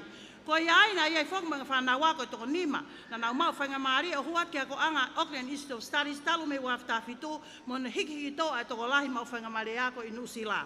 Na lava at fok mga hi a ahi, pia mohona whakamāketi o ngai proklama ako ai ako anga ki wawa o lahi. Pia pehe ke ngai kolisi Tongatapu ni. Na taket pe ia whine motua pure ako, mo kau whai ako o e taki mamata. I wafe ta walu ai pe na whakahoka ai pe mo ngai le soni taukei whai ako mo teaching and learning skills, soft skills, ko Moimoi pe fok eni o ngahi tokoni na whai mai me Commonwealth of Learning. E tau koe ni ko lawa lelei e ngā ue ke ngahi certificate mo poate whakamawhai ako, aia o ku peseti e te au, a ngā ue ko mo whai he tauni ke ngai programa katoa na tuku mai ke whine motuani kai tok hoko atu a ngā ue tau fo ou. Ko taha fokia a ngahi ngā ue o whai kai whakaamu ke mau hoko atu ki ai. Nai lawa i mo ia koe taha, ai proklama on asset management, na toko ngā ia he meite e mahina whaa. Ai na lawa i lele ia e sione langlang fifita mei tihe, ai proklama ako ko ia. Na lawa at fok me proklama ahi, ako anga ki wawa ulahi, ke tu waki ai pe o ngahi proklama. O ulahi pe a ngahi, o mau toi unu atu pe ke mau ke toka ngā ia mutol online learning, ke lawa wawa o ngahi otumotu ke na wako mai ki tihe. Pana i kuna fok e tihe, ai proseki e ua me wellbeing he taoni pe unga me valkilo. Ai au tokoni pe ia ka tek mau tola ngai tertiary institution ke whakalahi e mau ngahi mea ngau he mau api ako. O mahino pe a ngahi pore apini, ke loki ako ke whakalahi, mo ngai whia mau ke kehe a ke anga, ka e whai pe ia ke iwi whakapaanga e pure anga. Koe hāpe ki repa o mau mau, whakawhitai ke eiki, te mau ngau aki pe ia, ke malawa e visone, mo misiona a ek minister. O kua whamalo lahi atu ke ek minister e ako, se as ofa ki wahwhalau sawareni, pe he ke tare ki ta ako, Dr. Tankina Moimoi Steen, kau tokon tare ki ta, potunga e ako, e ngai ngā au e whetong ako toa pēna tau whai, o lawai ai ngā au e api akoni. Ke mātua, mālo e wale a tama, o tau vai vai manawa i e whatongia ko toa, o e ako ngā. Hei kai tō noa homo kakawa, kana e ta aua homo kau mai, hei kai lawa e whatongia whine mo tuan. Ki he ako kau whai ako hono ko toa. O ko whaka malo to honga mōri ke tek mō tolu. I he pau mo ngawe mate aki, ne mō whai he tau koe ni. O kai hale e whi unga, ke whingawe aki, mo mate aki ko toa mo whi lau na mō whai. O ko wha malo lahi atu heo tōn pure. Sālote se lui, pe mo senti Latu tone. Pe pehe ke whatui langlangi koe pule e waa agriculture. Ke whanau ako, congratulations. Pe malo e tangiang. Whakamole mole iki mautolo ka pangu i kai au e mau whai whatungi a ke tek mautolo. Ka teu whaka asa pēa ak tautapa. Me he tautapa asa ne havea. I he tautapa e aho ana sanuari, tahiwa hiwa whaa. O kure kōtia he tohi koe mola mui wa e puka tua awha ki he ngalu. Pawhetai o ke holo aki mai pēnga hitu pe whakalangi. Tō anga hamau a wawe lau anga i hamau tāpu aki. Pawhetai ko hotuku mu a koe ke lesi. Ke lesi tō mu a whakatupu, pēr tauhi ke whakamo ui. Lango tutulu anga e maama ta e whawhatu akini. Ke lesi tō longa koe maumalu ta anga e tō mo ui. Ke lesi tau loto koe whau anga e whanunga mei taimi. Ke lesi lau lo taha koe tūtu anga mesi. Ke lesi whai whio koe au anga whakalangi hau whaki mo ui. Mafto ki whanamama, o ko whawhawhangai a te kaunga e kotoa ako maalunga ange pure anga e ta uanoa. A e mau tuku pā, te mau pore, ke mau kaukau, ke mau kuku kaunaka, hono lele aki e whuka, ke kei whamo oni o mau tuku hau ke wheitu una, mo e whanua ko ho sewani tivire ke talango fua. Ofa ke mau ha Christmas fia, mo tau fo au ke lesi ia, lewa e malanga kau tatau atu.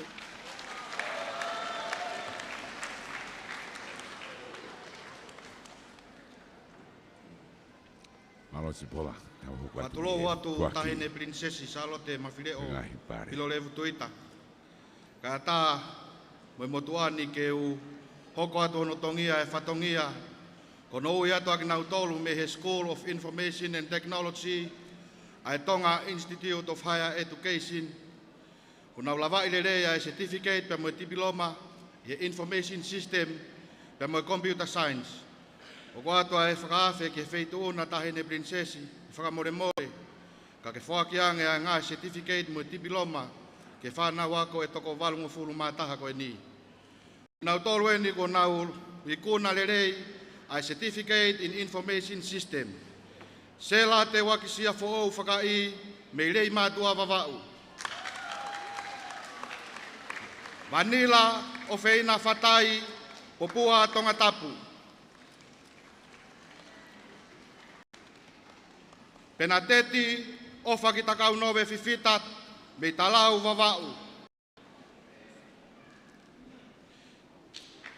Lea ai sila whatai o honua eua.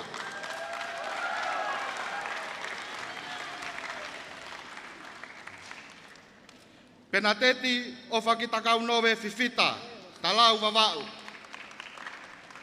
Konferenisi whiwhita talau wawau. Maata waka whiwhita whataulua niwa fo'ou. Taria wike lotu whiriki Tonga kolonga Tongatapu. Ai nise whatawhehi whaonde manatu ofa ki li whineanga nofo longolongo Tongatapu. Makarita Maria alakoka fosta pangai motu wawau.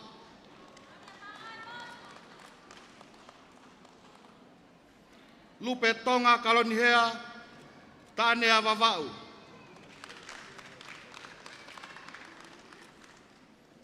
Ofaki a te aroa he henga mo ui kauwhana, koulo hapai. Mele riku one Enserika Petris Kolo, kolo ngatata hawhewa hapai. Hei lala he psipa laftani wāloloa Tongatapu. A sena lata i he psipa lalahi tungua hapai.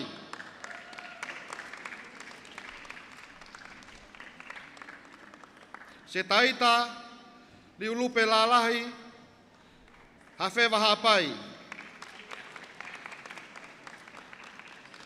Kolotire atanua mahe pahu Tongatapu.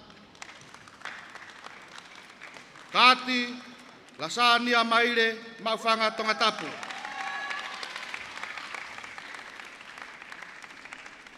Selaima makasini, lofanga hapai.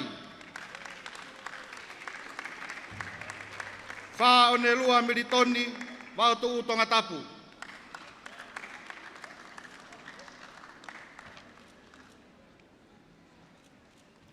Muatasi etwen moa, hautu Tongatapu.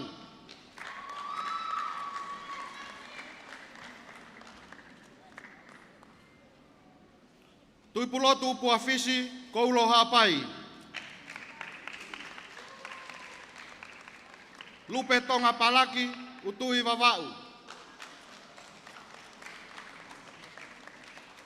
Lei mata itohi o whakaanaua Prescott Sikulu hala o wawe Tongatapu.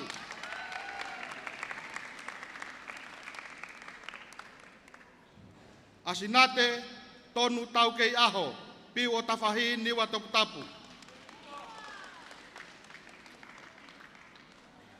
Elisabeta Tongia, maufanga Tongatapu.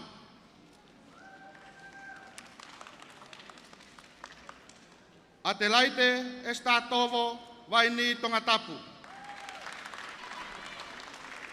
Samisoni tua kalau, tataka motonga Tongatapu. Sini holani tu fui, homa Tongatapu. Luciane, halai walu fatawhehi whangafa Tuita, tongalereka hapai. Holani tuina wai, nuku Tongatapu. Lolo alapasita tui pulotu, o waka vavau. Te resa hepsipa tupou, kapeta kolomotua Tongatapu. Sunufea mele mau, tua melie ki he lotu ului, halau furi vavau. Nani se Leslion vai tohi, kahaua Tongatapu. Poutaha o whangaloto veikoso, mei whangaloto Tongatapu. Isiola mere ipu siriva venivili, mau whanga Tongatapu. O nau tolu re vaini ko nau ikuna ai Certificate in Computer Science. Sione te apa ali ekina Mineva Junior Bloomfield, mei popua Tongatapu, tō ko ni poaki mai. Ilai sane lolohea haunga, mei longolongo Tongatapu. Mele seini Junior Makaafi, mei whangaloto Tongatapu. Sela manua fetoa, la kepa Tongatapu.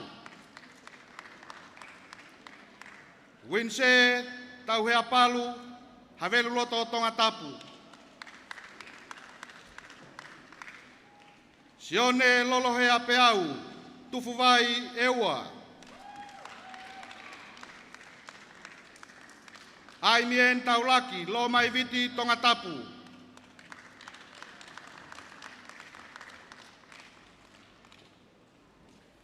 Ana sita sisitoa, havelu loto Tongatapu.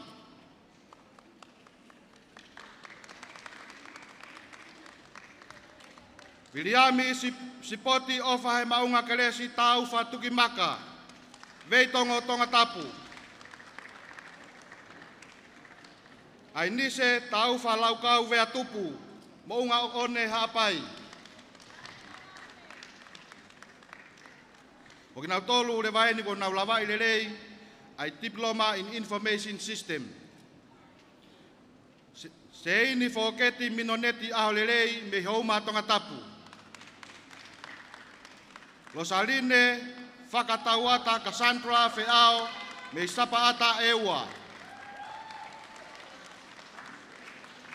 Angela Folau Moeloa utungake vavau.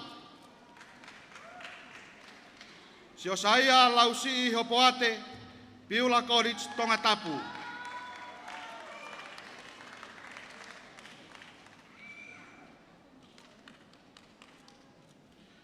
Finau losaline lamba sapaata niwa fo'ou.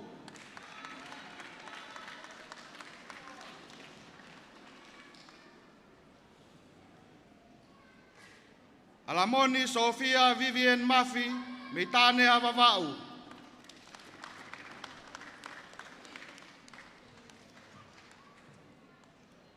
Ana Maire me veitongo Tongatapu.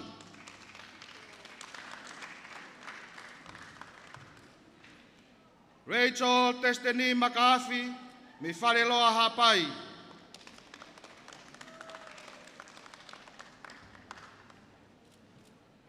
Ahomana veisinia Latu Malupo me maufanga Tongatapu. Luciane vale ofa mea fo'ou nukureka Tongatapu. Elendoa Rien Moala me kolomotua Tongatapu. Winse manu monu he lotu mokofisi vautu Tongatapu.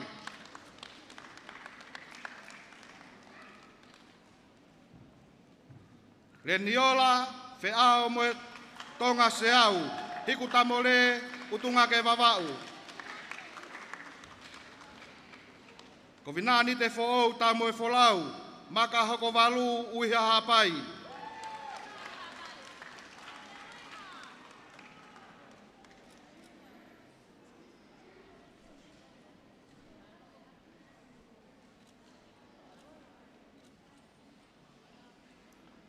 Mele se ini ului, makaunga Tongatapu.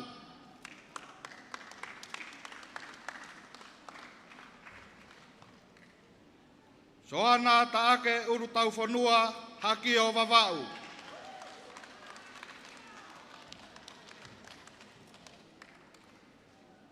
Soane vaiangina pe o manu mataongo maufanga Tongatapu.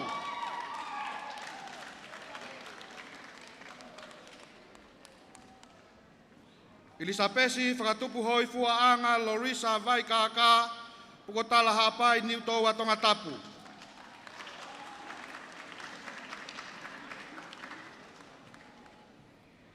Soane siare vawahi hikutamore utungake vavau.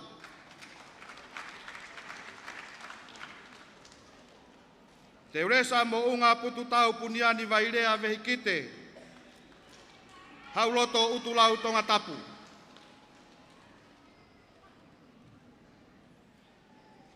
Sosefo Rex Samuela Voi mi tonga leka hapai. O inau tolu le vaeni ko nau lava rei ai diploma in computer science. Milika fe awini au ka folau me ilongolongo Tongatapu. Maria Magdalena Ana Tuivainga Fisiliu me homa Tongatapu. Pelenai se folau mo tu I finau me ilongolongo Tongatapu.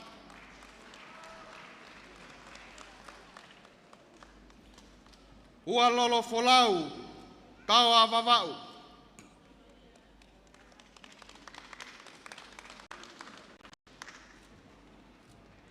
Hei one vaita fehiko me nuku Tongatapu. Nau pusiaki kauwaka me maka hako walu uiha hapai. Wataha ko ni kune maua certificate in information system, fataha mo certificate in computer science, fataha mo diploma in information system and computer science. Ana se ini paea aho mafua, piwa tafahi niwa Tongatapu.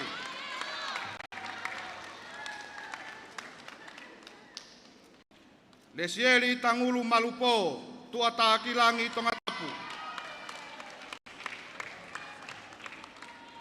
Lokelani sanel mua moholeva, kolo kakala tataka motongo Tongatapu.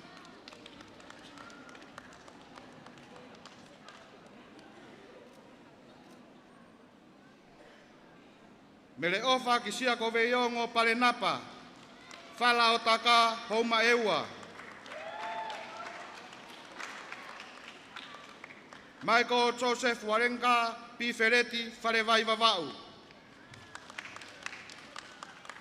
Meita ului ngau helotu holonga vavau. Rupen paya imengri vea makahakovalu uiha hapai. Edward George Wunipola me kolofo Tongatapu. Famaloa tu frafalanglangi. Vanilavaia High School of Information and Technology.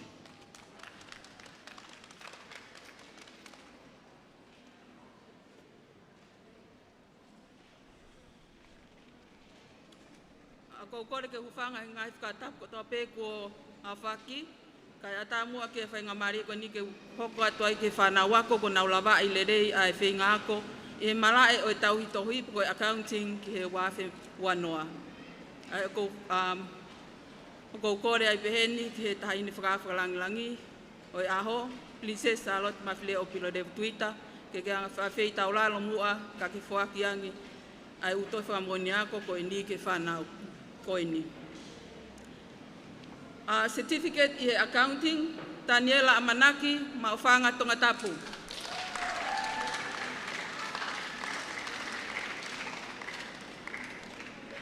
Jennifer Auckland Whakaosi, Lapaha Tongatapu.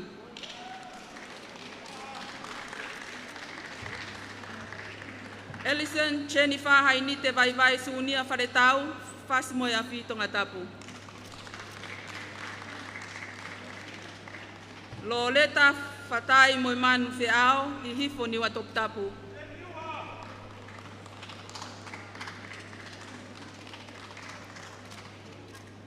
Samuela Fapuyak Fifita, Pea Tongatapu.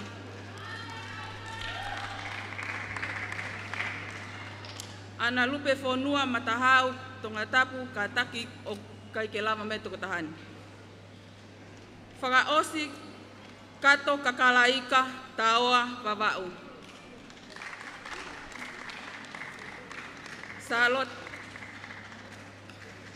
Sālote kaufusi longomapu vavau.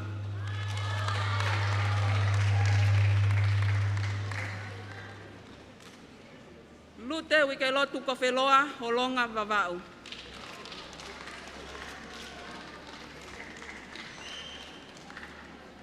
Kalolaine tuineau kolotau kameri vavau.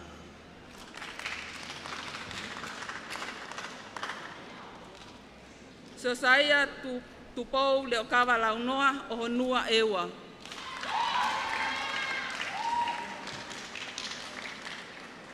Selati kakatolousi fas moyafi Tongatapu. Ala keita malamala tofoa Tongatapu.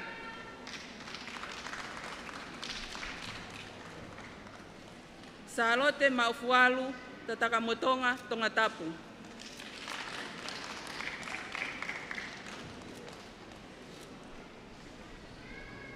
Maria Fatima Moala no muka hapai.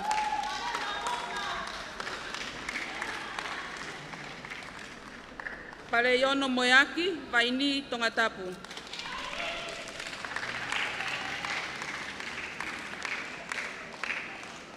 Fusipongi valupe muna vaini Tongatapu.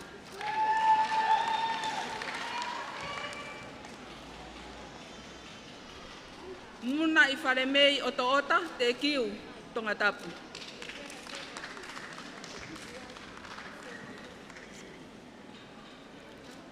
Wheloa ki tohi havila pa uvare hofoa Tongatapu.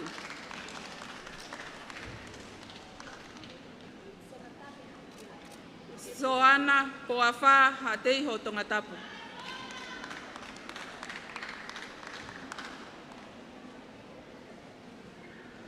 Kafo atu sailosi angaha ewa.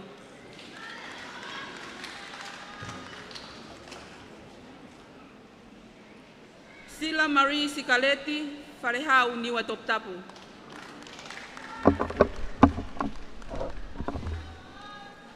Sela Olive Soakai kolomotua Tongatapu.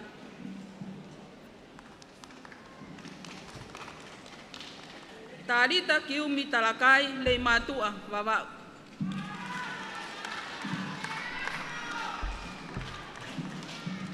Ela lolohea taufa uiha hapai.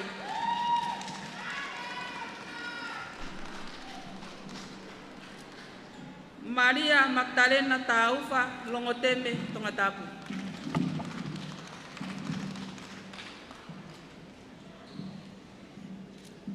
Salesi atailoa taufo'o tatakamotonga Tongatapu. Sini siu tonata hafeva habai.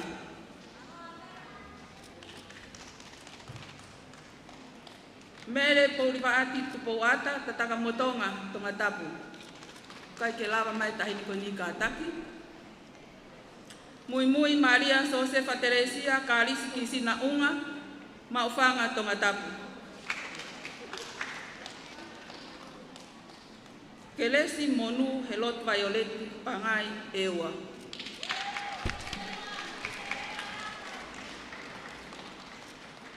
Pahingan panawa ko ni nau lava e nau diploma i accounting. Pita liu maile moala aholele kolomotua Tongatapu.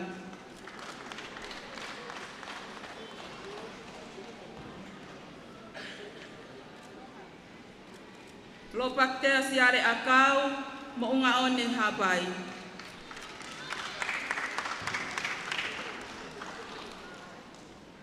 Tolofis tela fislau akimeta haveluloto Tongatapu.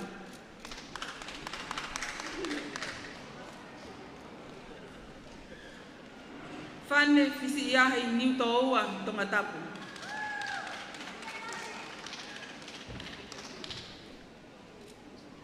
Maletina katiana fonua tongalereka hapai.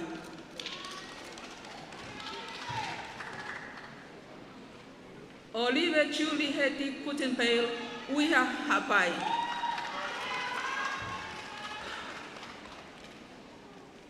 Salome Lave Mau Halapua Nukuleka Tongatapu.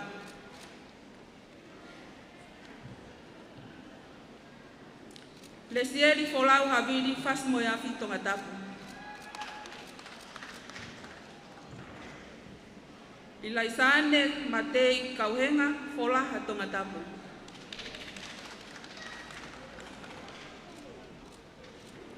Maria Sovaki Cristina Kautai Lapaha Tongatapu.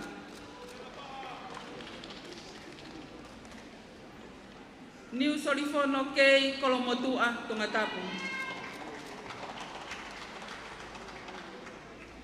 Maria Lupe Olotomua Kuluka Hoi Tongatapu.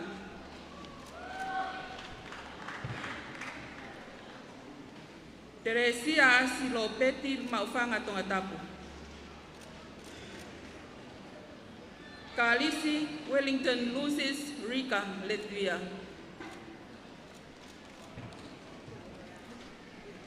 Senorita Amua Lotui Apia Samoa.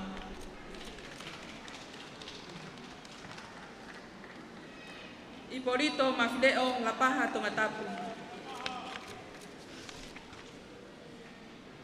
Lilamani Angelina Dublin Waafe Hori Mahe Ihifo New Tongatapu.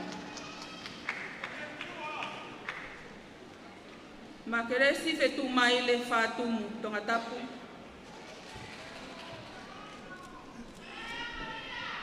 Laminia Alomaka Amaile Tongatapu. Seletute Franaua Memoana Mola Ewa Tongatayapa Tongatapu. Opalani Paya I Apia Naitoko Kolomotua Tongatapu.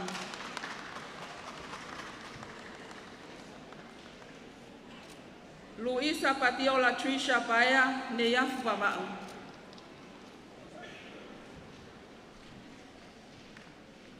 Sālote vai moana pifeleti kolonga Tongatapu.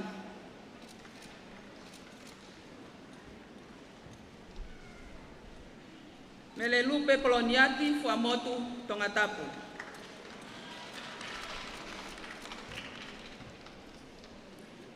Losa Purini Vaini Tongatapu. Nancy Saito Halaleva Tongatapu.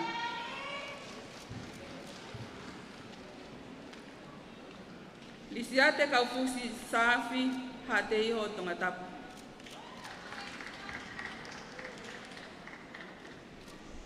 Lose Havalu Kakala Iloa Sime Utulau Tongatapu.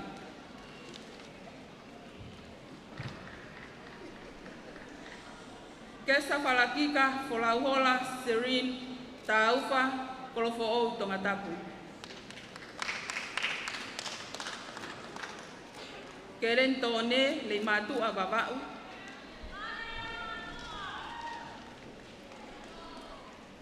Sione Koloaya Heikuna Turiki Hakau Hunga Babau.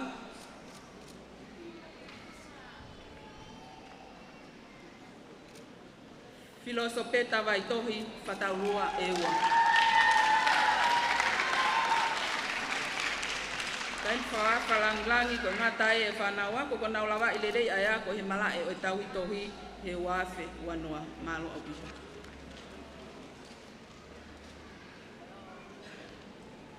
Malo apito, ngari ko mauloloa e tau fuake ngai toi whamoni ako, te tau hoku atu ki ha hiwa kakala medley me karisma vai ako.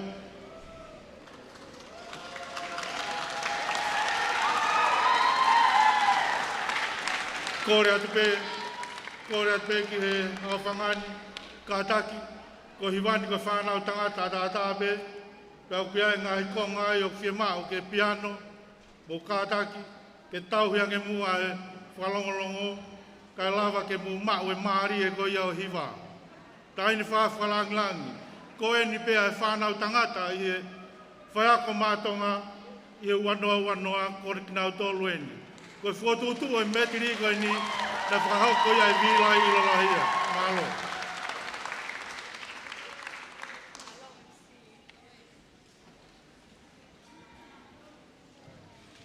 Ko e pure hewa hoki e ni ko whaelo tau whanga o wilaina nā ko tutuka hewa.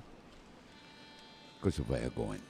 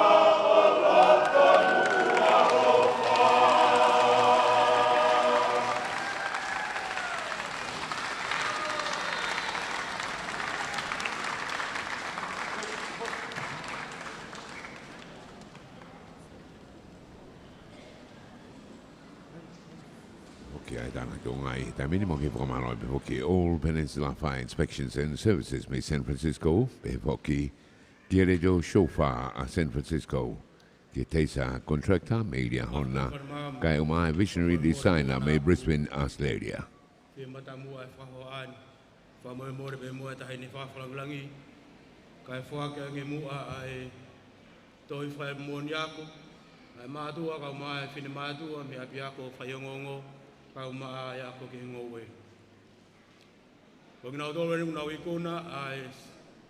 Certificate in Media and Journalism, Level 4. Me me longa teme, la baha Tongatapu, Cecilia Fanganui, Falemaka. Pangai, Habai, Bamotomo Tongatapu, Tevita, Moala Katoa. Me Mangia, Tanea, Mumakave Wawau, Catherine, Latu. Me Tongoleka, Habai, Bamolonga teme, Turisa, Tolu Lilo Bau. Me Kolfo Tongatapu, Christina Diane Moala. Me Kolmotua Tongatapu, Marianne Math Victoria Taumalolo. Me Te Fiswa Wau, Honua Eua, Mary Mamaiwae, Tuwaktau.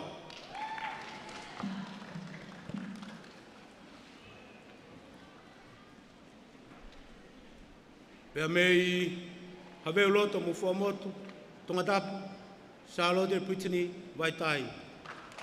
Popua Tongatapu, Tefni Veleika.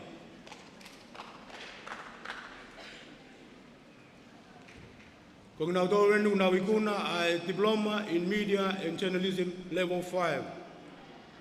Me nukhedul mo folaha Tongatapu, Michael Aho. Me kolmotua mfas moyafi atungi Sean Mark Justin Ake. E me vai go puna tawahi fas moyafi atungi nofo sopo taufa ahau mere manu fiu Broomfield. Me wheremea pa mokotu hapai hepsipa whakatou. Me ui hapai matangi ake Tongatapu Maria ho Mufareono Kutempeo.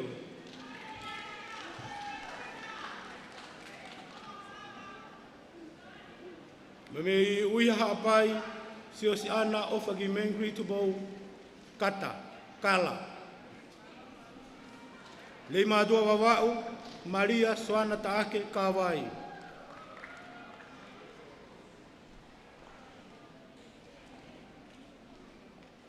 Me hatua mfataulua eua lata heanga le meki.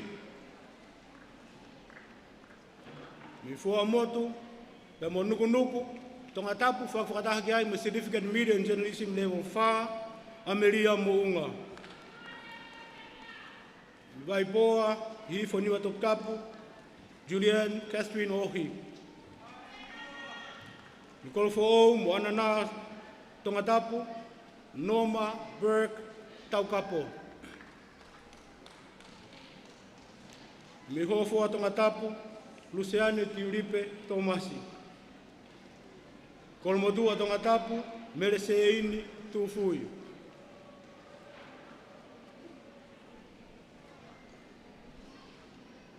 Me nuku mo fuamotu Tongatapu mere ana taufa ho Mufareono ula moreka.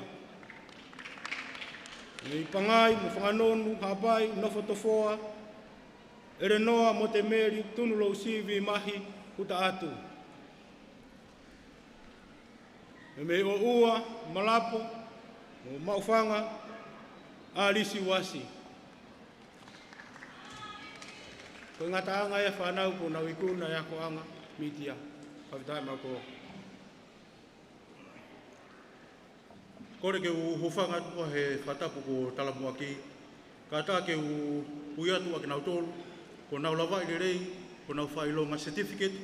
Ka pehe ke diploma i he agricultural science. I he programa certificate o ke ai a mere he whanua le rei aisea. Paulo hapai. Saresi toa whakaosi junior. Waini i Tongatapu. Frederick Feao Sapata Eua. Uluaki musika o whai orikoni inisi o honua Eua. Sonatane te visi waialangi hatei ho Tongatapu. Piriri weri fifita moala la paha Tongatapu. Mere lote moala tongololo Tongatapu. Rikua mohetau folaha Tongatapu.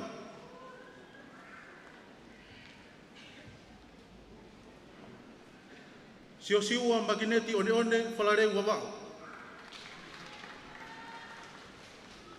Sālote enserita mirise puretau nukunuku Tongatapu.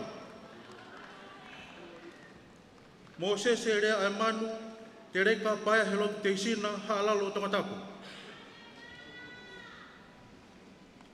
Sione e risi tohotoa malapo Tongatapu. Saresi kase niu metonga kolofo o nukalofa Tongatapu. Seresti ni Taukolo atu wailala matamaka wawao. Aulola pui ko ula save tataka motonga Tongatapu. Ko kina utolu eni ko na ulawa ile rei ho na failonga diploma i agricultural science. Whiloaki si milai whinau, alo i talau wawau. Toa kase pua hawea haatafu Tongatapu.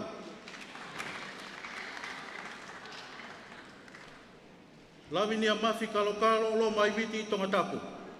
Katakpeko e kaunako niki po aki mai. Amenta lousi koloi havelu togelau Tongatapu.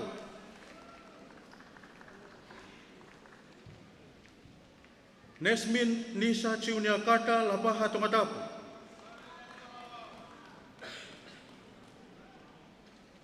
Aka Nesi Kuluka Mapoya Te Volo Tongatapu.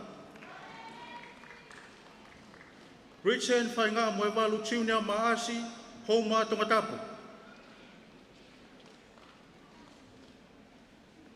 Te Vita Sirifo Palu Skulu Mataika Tongatapu.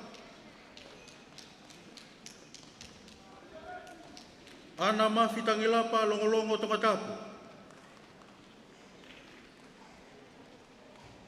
Havea pawa tau nauta lolo halai walu.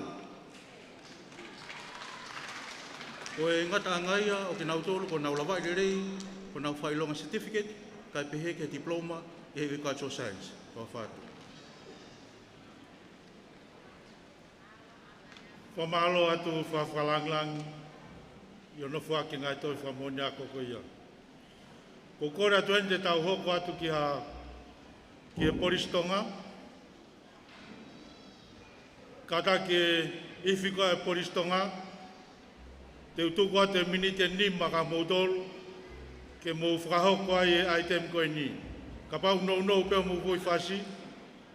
Tuku mai ke ua, ke uhi kai tukuange ha whainga maari. Mai whawhalanglangi. Kene ki whamokomoko ai. Pakoe whakatontonu ki he tau whalerei ke tau polokalama. Kata koe osi koe ai whuaki koe ngā he diploma ai Tourism and Management ai koe whuaki toi whamonia ko whakaosi ia. Ka hiri koe ia ko kore atu ke Poristonga. Te mou toi hu ai ha tau whoi whasi ai. Pea toki hoko at lewa ki e mea koe ai whakawhalanglangi. Malo, Poristonga.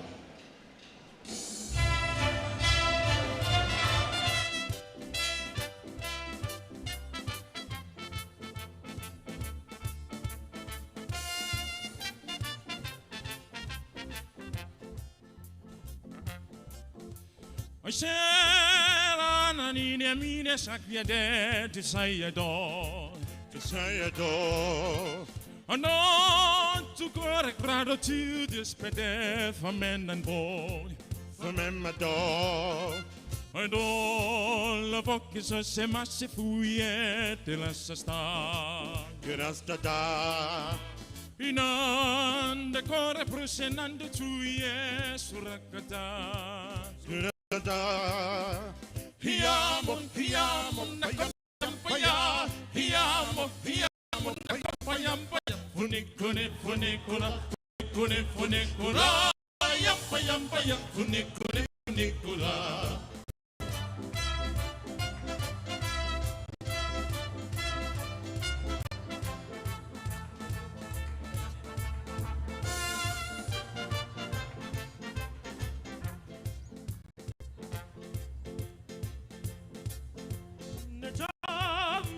Deraria mutangano batte Kamate Severe Coria Funerido and Fadoni Salsiva Rastata Severe Comaria Funerido and Fadoni Salsiva Rastata Adolo Boca Gossassi Fuie Gosseta Corretta Hiamo, nakapaya, hiamo, nakapaya, funicula, funicula, yampaya, funicula, hiamo, nakapaya, hiamo, nakapaya, funicula, yampaya, funicula.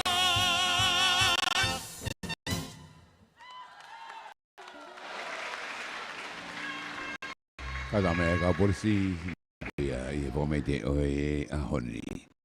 Ho walolo fu ke kamata koni. Na ke ho wat be. It's beginning to look a lot like Christmas. Christmas everywhere you go. Take a look in the 5 and 10, listening once again with candy cane and silver lanes aglow. It's beginning to look a lot like Christmas. Christmas toys in every store. But the British side to see is the holy that will be from your own front door. A bear, a hopper, a butcher, a bishop, a stitch, a whisk, a bunny and band. Turn the wheat up and we go for a walk, it's a home for Johnny and Jan. And Mom and Dad can hardly wait for school to start again. It's beginning to look a lot like Christmas. Christmas everywhere you go. Take a look in the 5 and 10, listening once again with candy cane and silver lanes aglow. It's beginning to look a lot like Christmas. Christmas toys in every store. But the British side to is the holy that will be from your own front door. A bear, a hobble, a butcher, a pistol, a whisk, a bunny and band. So we go for a walk, it's a home for Johnny and Jan. And Mom and Dad can hardly wait for school to start again.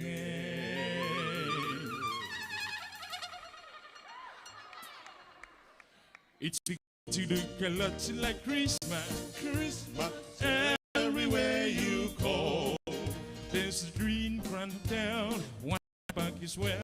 The static kind that doesn't in the snow. It's beginning to look a lot like Christmas. Christmas soon the bell will start, and there's the carol that you sing in your heart.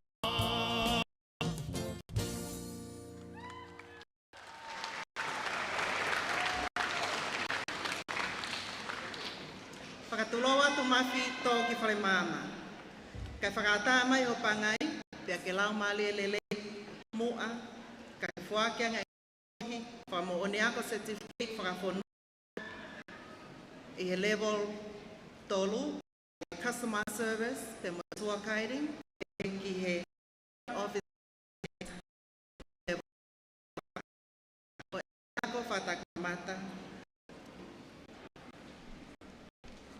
ai ako malungangi o Tonga. A national certificate in customer service level 3, Moimoi national certificate in front office management level 4. Catalina Sivesiva Ateine Fevaleaki, Maufanga Nofo Kolomotua. Mele Fineone Taimalie Meilangi Havili, Nukunuku Kolomotua Hofoa Tongatapu. Nunia Latu, Esia Nuafo'o Wangaha Eua Nofo Maufanga Tongatapu. Akanete Pulima Maipau Leicha, Wihaha Pai Yangaha Eua Popua Tongatapu. Teresa Samantha Losio, Kapa Vau Tofo Tongatapu. Kenipani Ewa Maufanga Lapaha.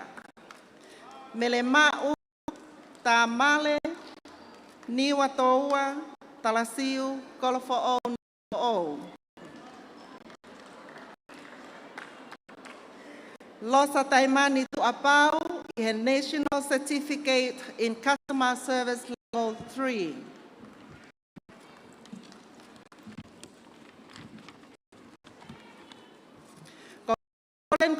Lele, Toi from Moniaco, a national certificate level 3. National certificate in front office management level 4. Erika he ofa mooni, Paya Ikolokakala Lucia, ki he sila itaulanga kata. Kolofo'o niwa fo'o, fonoi hapai talasiu Tongatapu. Peau momo he po a wha Lucy, kotu hapai lei matu a fas moeafi atungi. Ta paita Marilyn Ele, Manu. Havelu loto vai ni kolofo o te fisi vavau. Fei laki he ofa Latu ma te a ki paki. Suva Fiji ma iwa nofo tu atakilangi. Malia toke. Falaleu uvea fatumu Tongatapu. Utufia i moana o tupou moheofo, Tuita, tonga leleka haapai, utungake vavau kolofo ou. Sintalela tuipulotu, kolovai haatafu Tongatapu. Iu Mesia Samoa, iu Leo, aulala savai i Western Samoa, fasi moyafi atungi. Saipes vaya, hauma vau makaunga mo hauma Tongatapu.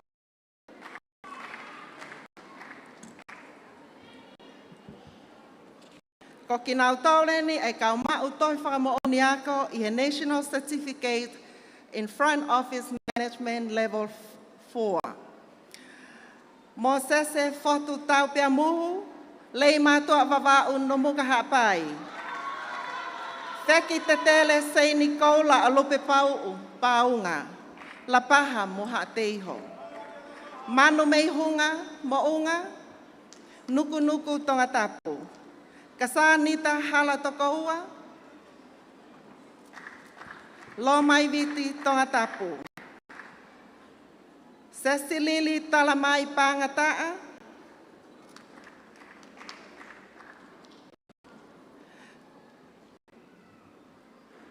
Monika Tāwholo, kolonga Tongatapu. Jocasta, Julietti, Vahaakolo. Longo Longo, Haakolo.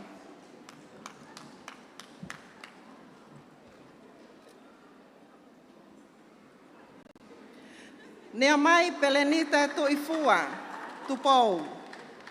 Leima tua ne yafu vavau. Malieti falanise kanongataa, uiha hapai, Taylor Lose, Luciane manutala aho manumua, holonga vavau. Paea ifaua teletele, manusu, lo mai viti, kolonga longo Tongatapu. Pulei langi tau Latu, haano, kotu haapai, nofo popua. Ko ingata anga ia o tu unga fine matua, mo tu unga matua ko naulawa ilelei aya ko certificate iha ko anga whakatak mamata.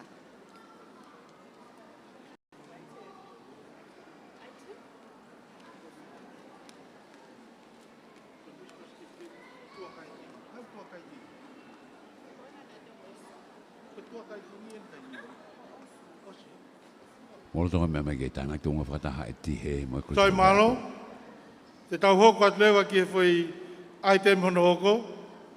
Ai ako e group tānsi ai ako whakawhai ako. Ko e me tupaki. Ka koe uhi o te kaike nau asi mai me mui. Te utukuange heni ki he poristonga. Poristonga, ke mou kātaki. Ke mou hua e rewa ki mou tolu he koe taimi koe ni, ka e tukuange ai item koe e hoko mai ana i ke whakakato i hei ako whakawhai ako ake nau me tupaki. Ko rea ati ke poristonga, ke whakahu maha tau whai whasi. Pea kou kore atuen ke me tupaki ai ako whawhai ako, kātaki. Hei kai ke toi tō mui pehea nai. Malo, poristonga.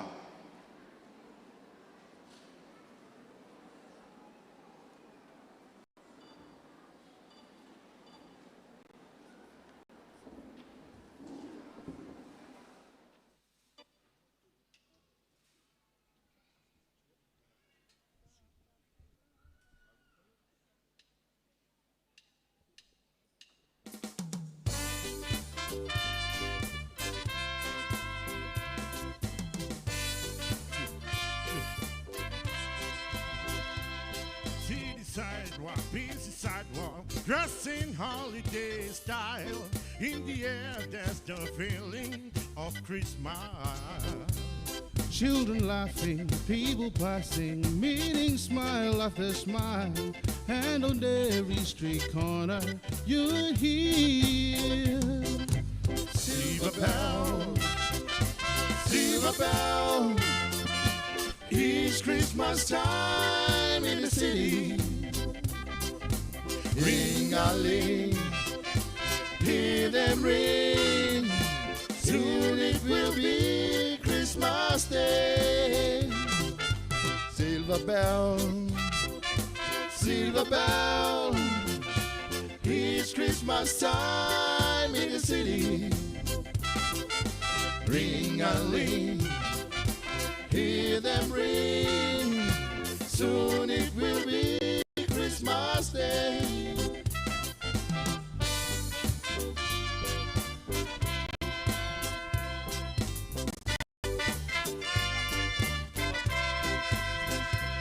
Strings of street lights, even stoplights, blinker bright red and green as the shoppers rush home with their treasure. It is no chance, see the kids spend. This is and the big can scheme. And above all the brass door you hear. Silver bell, silver bell. It's Christmas time in the city. Ring-a-ling, hear them ring. Soon it will be Christmas Day. Silver bell, silver bell. It's Christmas time in the city.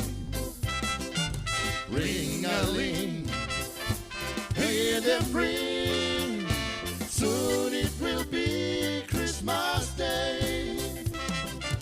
Soon it will be Christmas Day.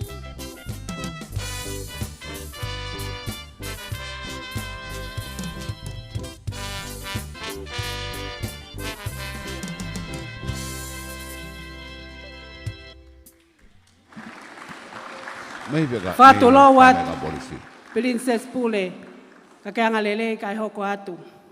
Ai foaki o ngahi whailonga ako ki he ngahi diploma at School of Tourism. Ko diploma in business. Peleane a pai kolowai Tongatapu. Catherine Antonio Fatumu Tongatapu. Fololani Faaoa Halalo Tongatapu. Caroline Feiloaki Popua Tongatapu. Heta Fuka Whanga Pilolevu Tongatapu.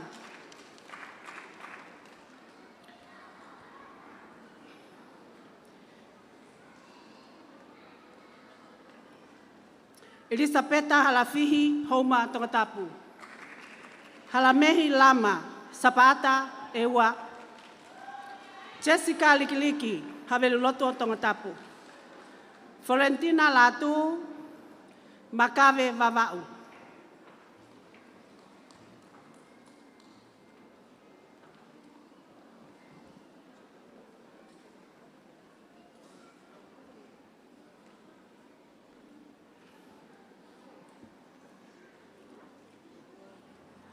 Kaleti mispa manakofua hofua Tongatapu.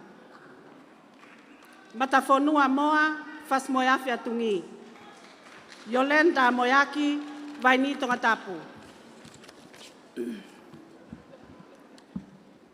Emeline Ngu Mafanga Tongatapu.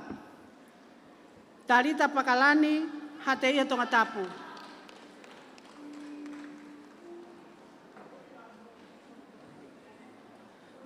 Sane Pei Esia Ewa. Selaini Pongi Fatumu Tongatapu.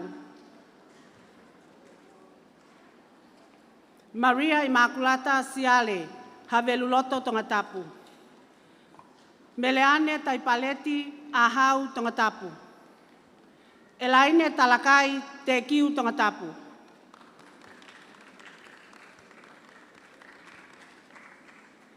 Uipolata taufa la paha Tongatapu.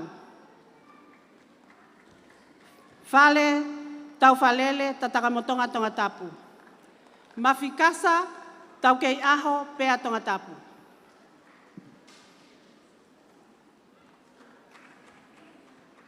Melewasi houma Tongatapu. Halahingano veikoso houma Tongatapu.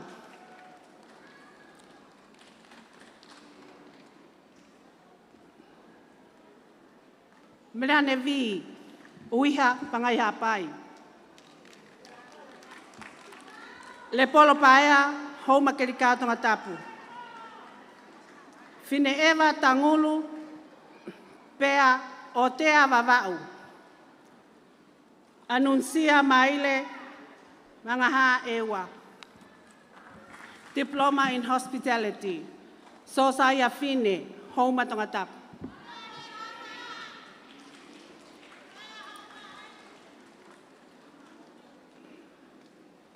Lilio fui maono kolfou Tongatapu. Catalina Hiliau apiko whātoto one-way road kolfou. Adelaide Kalavite la paha Tongatapu. Ana Toki ngele ia Tongatapu. Lang ia taukei aho tokomololo Tongatapu. Otolose Siven Saviki Leimato Avava. Diploma in IT, Information Technology. Faleovalu Lepolo, Fanga Pilolevu Tongatapu. Ofaloto Moimoi, Kolomotua Tongatapu. Liona Ofanoa Haveluloto Tongatapu. Maile Petelo, Falehau Pangaimot Vava.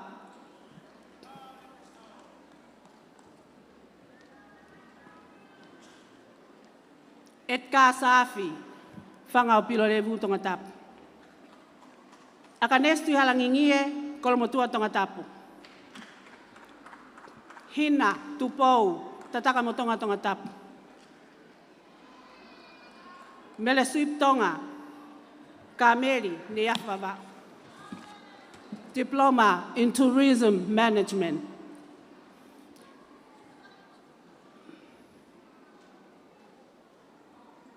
Seslia Fakaos, Vaini Tongatapu. Tai Maria Fehoko, Tawa Vava.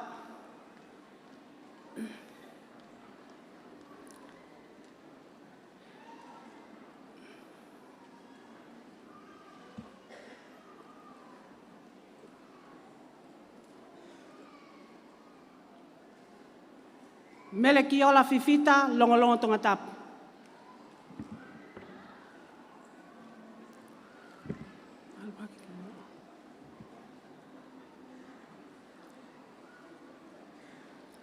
Nina Firikitonga, Onua Ewa.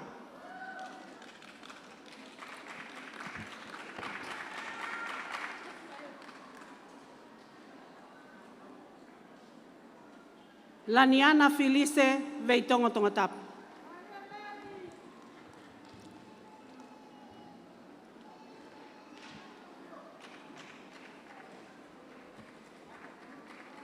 Lovely Finianganofo, Kolomotua Tongatapu.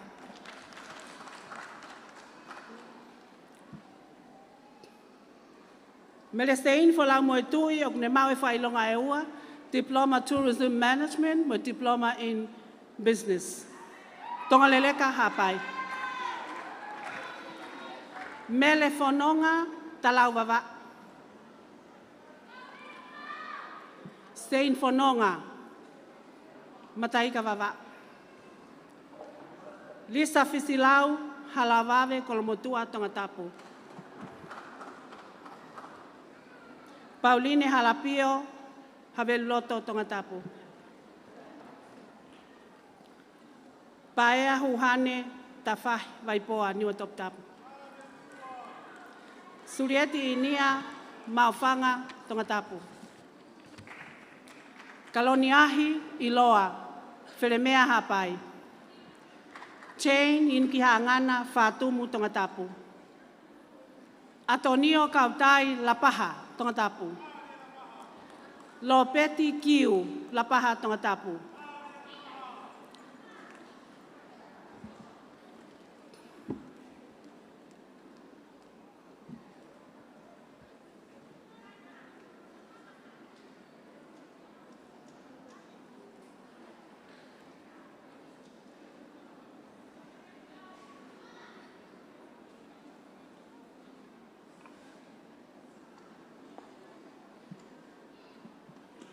Latu Elenoa kupu a maile Tongatapu. Navy langi vaini Tongatapu.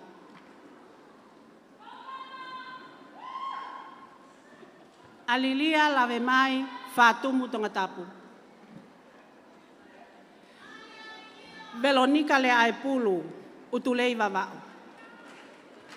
Mosiana mafi homa vavao. Arieta mahe tawa vava.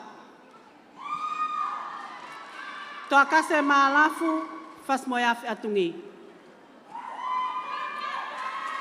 Filipo manmua veitongo Tongatapu.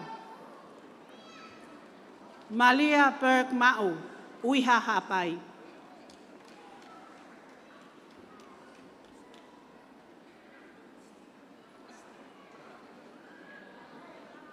O feina nau te kiu Tongatapu. Una loto ngahe tofoa Tongatapu. Manat po ese halapiri Tongatapu. Foeata safi hateiho Tongatapu. Tatiana siasau fungamisi vavau. Olivieta siasau fungamisi vavau. Cecilia sinpata utungake vavau. Hulita sitaleki hatou hapai. Anseini matahiva taitua nomuka hapai. Seaus tangtau falaleu fungamisi vavau. Catalina Tauhelu fungamis vavau. Melina Tei Hofoa Tongatapu.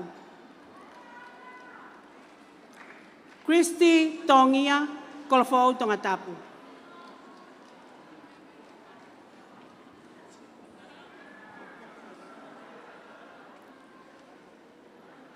Elna Tuipulotu Halavave Tongatapu. Mai kolo tuitavake kolo motua Tongatapu. Ansein timor taitua no muka hapai. Cecilia televave maofanga Tongatapu. Fisi hangale uhi nuku nuku Tongatapu.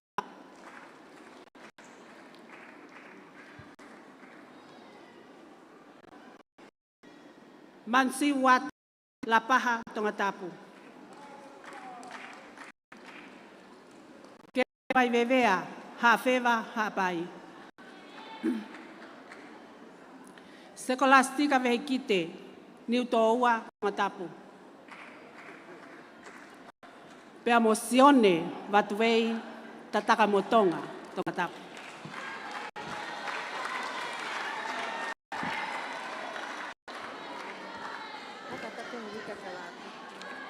Kahai?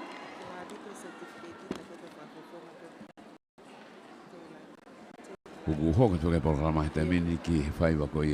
Yo kataki peka e osia tupe favorimole pe fa falanglangi. Ko kito ko taha ko teila kalavite I he National Certificate Front Office Management Level 4 kataki ho ma watu ho certificate. Kapau ko kai pe sai pe Famalo at fafalanglang hikataki.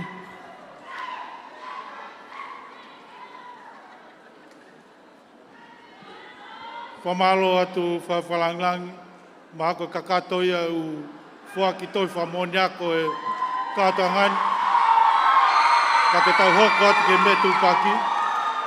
Kore atu ke kau whai tā ke ki whātāta angia e ria koe ni.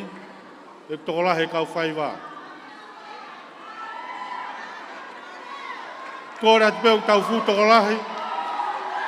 O tau fu tōlahi ke ui ke wheongoa ke ngāhi hiwa. Ko e ni pēa ki whānau tangata. Ai ako whawhai ako a Tonga. O ku mau ngā ue aki. Ko e kongai ai mau tū aki ke whānau tangata.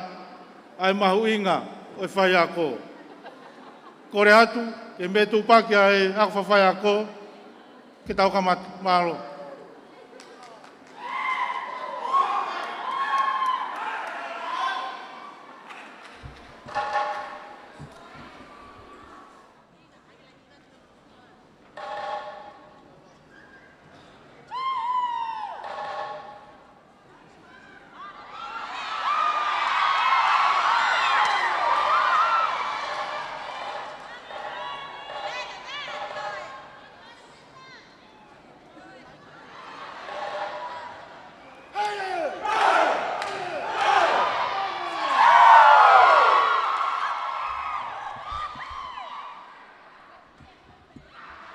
Koe ke hao mai kau me tupaki ki loto pa kau lere mai me fo i pa fo i hala mai koe ki loto nau tuk be me ai nau whehanga ki koto pe koe wama ai matanga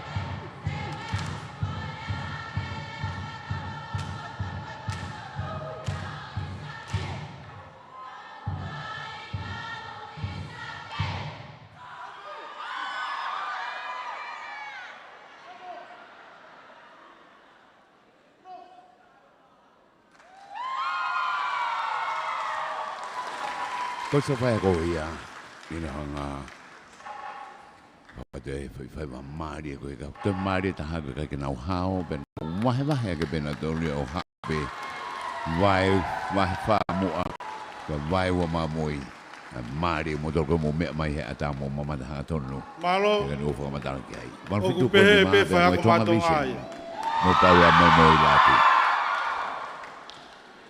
fra mo ange mai na to la he fa na tangata ka mau fai vai mo pa ki ngi tu mo hala ta fa e kai ke tau to fa lo ma lo ka to nga ka ko re hen ki fa lang lang yo aho ke tuku mua ko loa ma ki nau tolu ko nau ikuna nau whenga ko ko uhi ke nau manatu meri e kai hataimi fa lang lang a whei tau lalope a whei tuna kai tuku mua ko loa ma e katoa ngani malo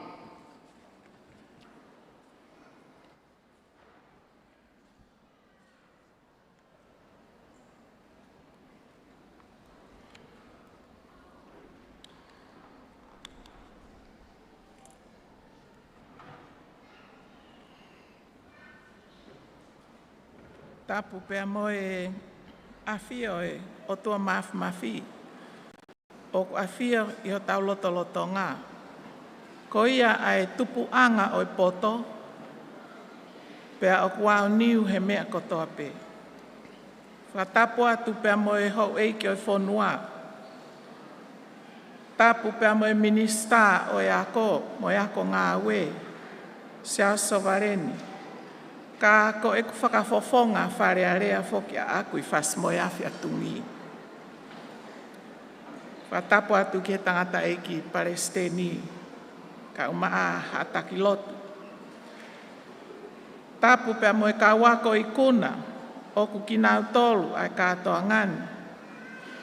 Whakatapu atu moe kau whakaafe hono kotoa o katoa ngani, kai ata ke uwhai ha whakaloto lahi. I he kaweinga mahu inga o i pongpongi ni. Ko e aho ko e ni, ko e aho o i utu tau whakaako. Ai ongo waa ako ma o lunga e pure anga, ki he tau whakahistoria mo whainga ta ako e ni.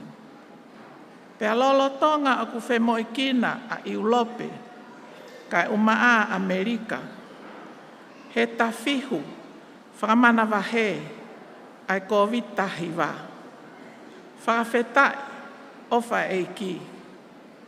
O tau whemo i kina pe ki tau tolu i tongani, he pouaki, ai langa whonua, ai uraki whaa, koe lotu, pea moe ako. Ko toi hiki, e he pure anga, ai ako, ki he tuunga whaka-university.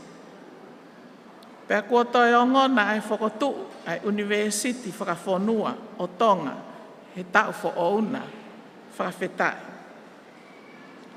Koe whakawhe koe ne umau ki he katoa ngani, ne taluia hono oange ki a te aui o katopa, whakawhetai.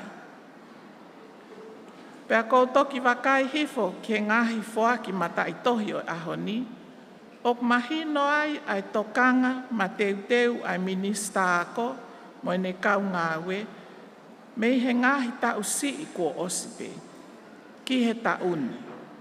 Ko ia, teu whenga ke ngāwe aki pē, ha rea whakatonga, mo i rea whakapiritania, ke whakawhetai mo whakamalo, he fuumana whakaako, ne talu hono whakatoka, mei he tau tahiwa whātolu, mei he tolu i kuonga, kua tau utu eni, he ono i kuonga o hamo he ofo. Koe utu tau eni ai ngahi mātu a tauhi whānau. Whānau wako, ne mau ilo paupe ai sāme, te au o fulu māono, ves hono ni māmoe ono. Ko ki nau tolu o whaitangi pe e nau whakaheka. Te nau utu mo hiwa fia fia. Si ene alu koe alu tangi e. O to ha whalukunga pulopula. Ka ko si ene hau koe hau fia fia. O ne to ene ufua. Pea kia teki mou tolu whanau to utupu mo i ka wako lalahi o Tonga ihe ahoni. Malo e whaitangi pe whakaheka. O mou holo holo ia e pupuha.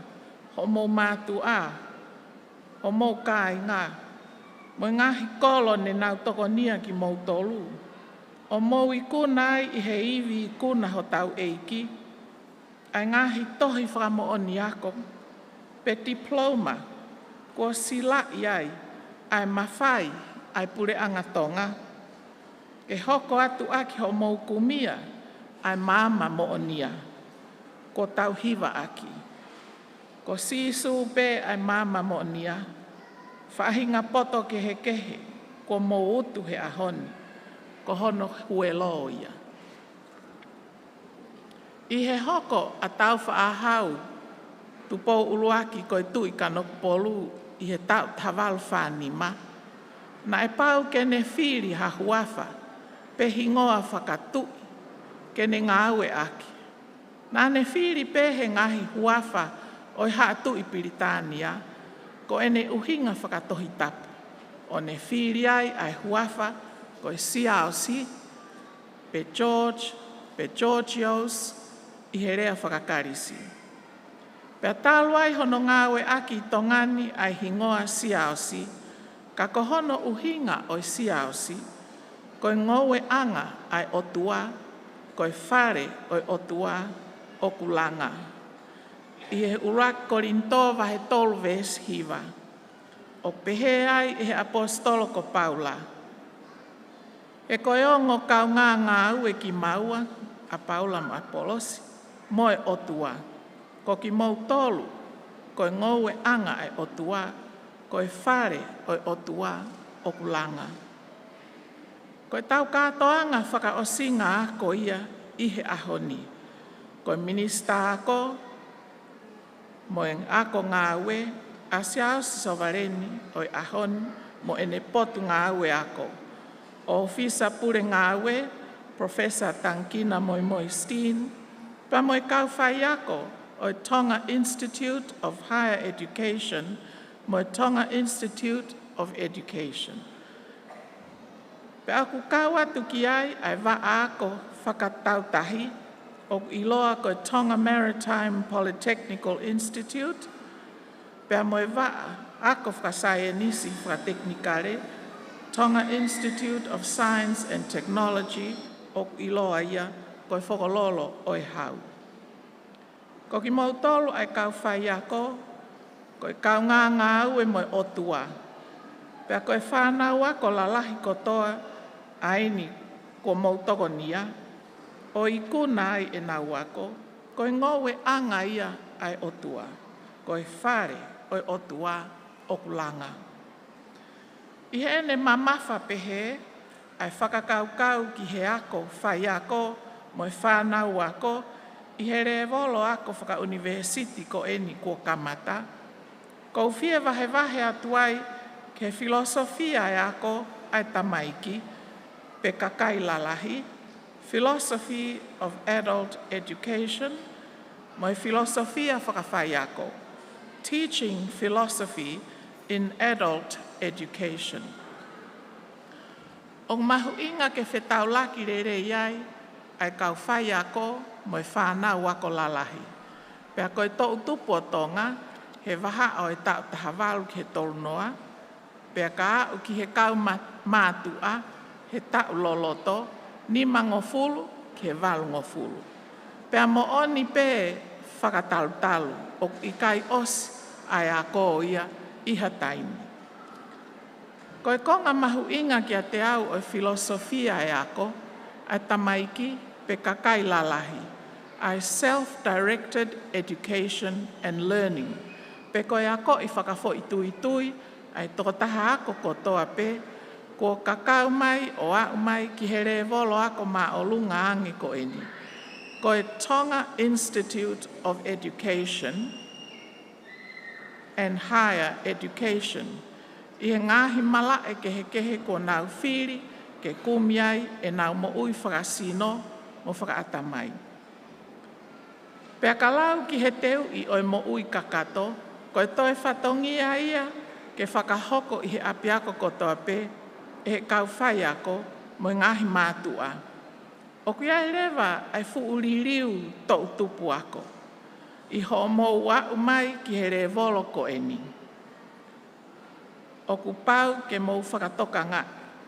Uluaki, ko i whau ngā ako ne mo whau hake ai, he ako CE, pia mo ngahi korisi, ko i tala kai tohi. Pe tala ngofua ta ata ki he kau whai ako, ka mo ikuna ai ngahi ta wako ko ia. Ua, ko mo wa umai ki he re volo ako whaka university, ko mo ikuna ko eni, na e mafuri ai kau matao tau whaka whai ako ia, o teu iki mo tolu, whakafo i tui.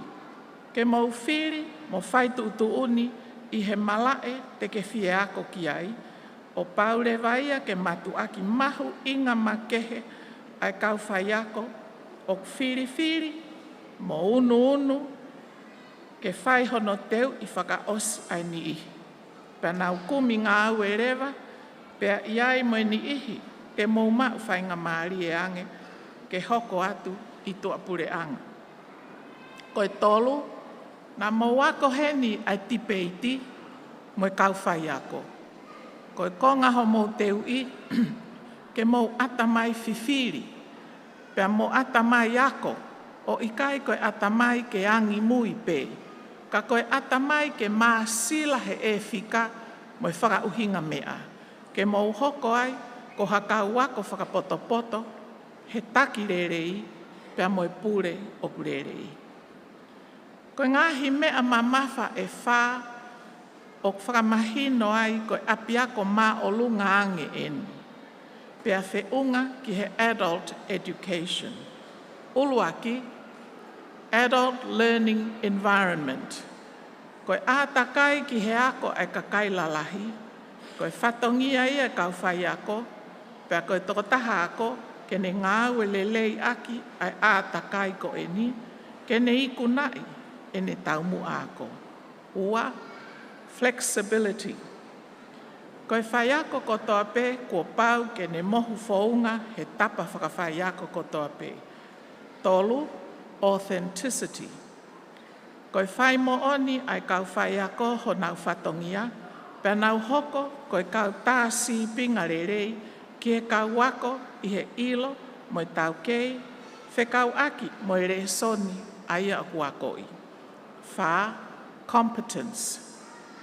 Koe mawhai, pe koe tau kei ke lawa i lelei ha whatongia, pea koe lula fua rerei taha, iha ako anga, koe ola lelei e ako ai kau wako, ki ha tau mua ngā aue, pe koe hoko atu ki ha whakailonga ako o toi mā o lungaangi. I he amanaki ke mou tutuku atu mo ngahi tohi whakamooni ako whakawaha pure anga ko mou ikuna, o kua amanaki rerei ko mou kamata ke ilo ke ngahi filosofia whakaako ko eni. Uluaki, liberal adult education. Koe ako i ke mau ai poto whakapoto. Ua, progressive adult education. Koe whakalaka o e ako ai kakai lalahi. Tolu, behaviorist adult education. Koe ako i whakaulungaanga i toko taha ako. Wha, humanistic adult education. Koe ako ki he whahinga tō onga mo ui ai kakai. Nima, radical adult education. Koe ako i moe teu i e kau ako, ki he ngahi liliu o kwhie mau e ha society. Kau whai ako koe whatongia ma whatuki, mo e whatongia mahu inga mo oni kua mou pore ki ai. He koe monu ia, whaingata ia mo masiva o ha whonua, o ku kau ngā lahi ki ai tō kakawa ai kau whai ako kotoa pe. O ku whia mau ke hō mai ki he api a koni. I kai ngata pe he kau wako mo ui lelei, kai kau mo kau vai whakasino, pe koe people with disabilities. Kai oho vare pe kua hoko hataha pe he ia, koe tau hitohi, pe kua whai ako hataha o he ka Sālote pe. Ka kua pāsi ia ke ngā ue pe ihono Sālote. Koe pore eni ki he ongo api a koni, ke teu ai kau ngā ue ai whonua ki he kahau. Ke whanau i nau tolu ki he ngā ue whakapureanga, malai oi businessi, kai pehe foki ki he whatongia fisi mua o ha university. Koe whekumi ki he ngahi ilo fo ou, mo ngahi ngā ue fo ou, ke poupoua ai langa whonua Tonga, he lotu moi ako o tau kau katoa ki ai. O kua whamalo atu, e minista ako, Sia Sovaren, hono whiri mai o Professor Tankina Moimoi Steen, koe Tonga ko tau kei whai ako he adult education i South Australia, pea pehe kia whai whekau toke tātu i pulotulo fit kātoanga, moe kau mau whakailonga mā o lunga i he ako. Iho mou whakateunga ai kātoanga oi ahoni. O kua whakamā opo e rea he filosofia e ako, ai tō utupu mo i kakailahi, koe pure anga o merino. Ko ki mau tolu, ko mau i kuna ho mau wako, whaka university oi ahoni, o kua whakaamu ke mau ilo kotoa pe ai mawhai, mo i kereslo fitu ai eiko si sukalaisi, o kuhaia i he tohia ai sea, wahe tahataha, vesi waki he wha, aia pehe. Pea oku nofo hifo ki ai, kia sisu kalaisi. Ai lau marie o Sihova, ai lau marie o poto mo ilo mea, ai lau marie o wharei mo mawhai, ai lau marie o iloi o Sihova mo apasia ki ai. Pea koe apasia ki a Sihova, ko ene whangu na namuia, pea ko ene whai whakamau, o i kai whai ki he mea o kuha ki he mata, pea ko ene whakaosi, e i kai whai ki he ongo o te ringa. Ka e whou i he totonu, ene whakamau ai Falemasiva, pea e whai ki he tuha, ene tuutu uni mea. Ki he whahinga mā ulalo o mamani, pea tene tai a mamani, aki ai se pita o hono fofonga, pea tene tāmate i e kauangahala, aki ai mānawa o ku alu atu me hono longutu. O kua tala monu atu, minista, whakahoko atu ki he paremia ka umaa ai pureanga lolotonga. Ai tala monu mea te au, ki he teu whakamanatu e aho aloi, aho tau whakamo ui. Pehe tala monu ke kau whai ako no kotoa pe, ofa ke hoko rere atu ai fusi whonua, mo hiki o Tonga ki olunga. I he iwi mo mawhai o rea whakaofo, rea o kuvovo, ko ngahi wholofola ai fungani. He kau whai ako, mo kau ako kotoa pe, ia sisu kalaisi, ofa ke mo mau ha Christmas mo tau fo ou, fia mo monu ia o whātu.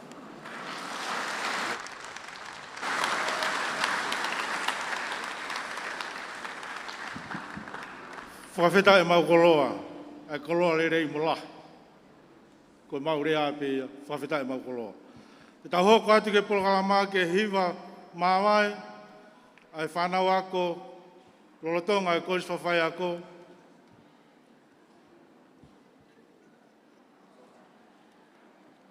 ko rati e kau hiwa, ko ne mau pe, kamatare vai tau hiwa, malo.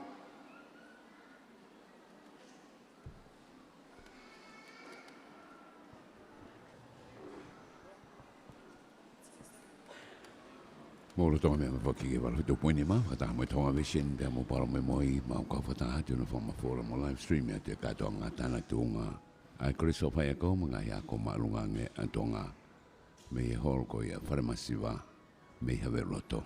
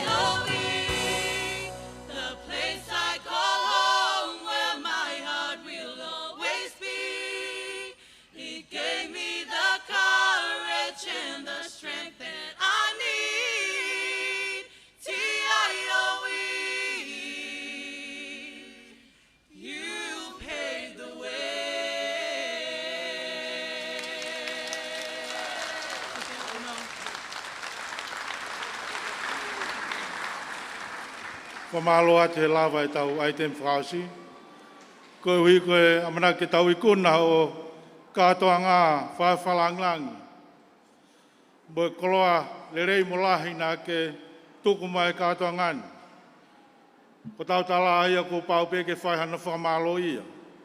Pea ko whakawhi e enia e Ekministao e ako mo e ako ngāwe, Honorable Siaosi ofa ki waha wholau sovareni, kene whakahoko, a rea whamalo, malo.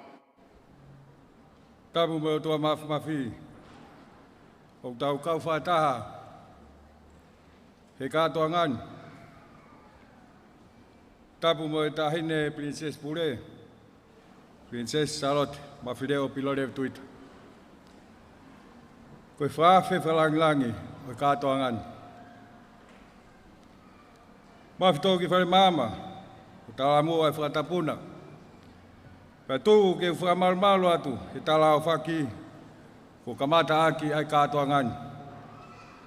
Kai tūku ke hao atu mua, ai ki whatongi ani. Whawhita i he kei whakalao, e whanongaanga. Leo ngoi mohu, pole, o mohu whainga taa, koe tau ni. O lawa ai, ke tau kau whataha, e ono whailongai, e lava mea, ai tuunga tamai o eiki, mo tuunga kaunanga, o ngahi ako angani. Taine Princess, hagepe ko whahua, mahalo ke tau kahau, na ko whao si peni, ai tanak tunga ai TIHE, ka TIOE, ka tau hoko atu ke University whawhonua. Tūpua ke whawhunga ea te put ngā ako, mo ako ngā we. Kau pure, kau ngā we, mo kau wako, ai ngahi ako, anga maalunga ange, ai pure ngā. E whamalo, kia te koe whawhalanglangi. Taine Princess Sālote, Mafile'o Pilolevu Tuita. Tatau mo e hae mauhonga ia. I ho taria ai whi mātamua le whahauko atu. Ke whalanglangi e tūnga maalunga kua ausia. I e tūnga tamaio eiki, o e tūnga kaunanga hei aho ni. O lau ko mau tāpuaki, o lau monu, i o whi kau whataha mo ki mau tolu i e aho ni. Ko eksia ho mau aho, pia whamore more ka pau ko tō tua ha mau whia whia. Pau ke toi whakoloa e katoa ngani.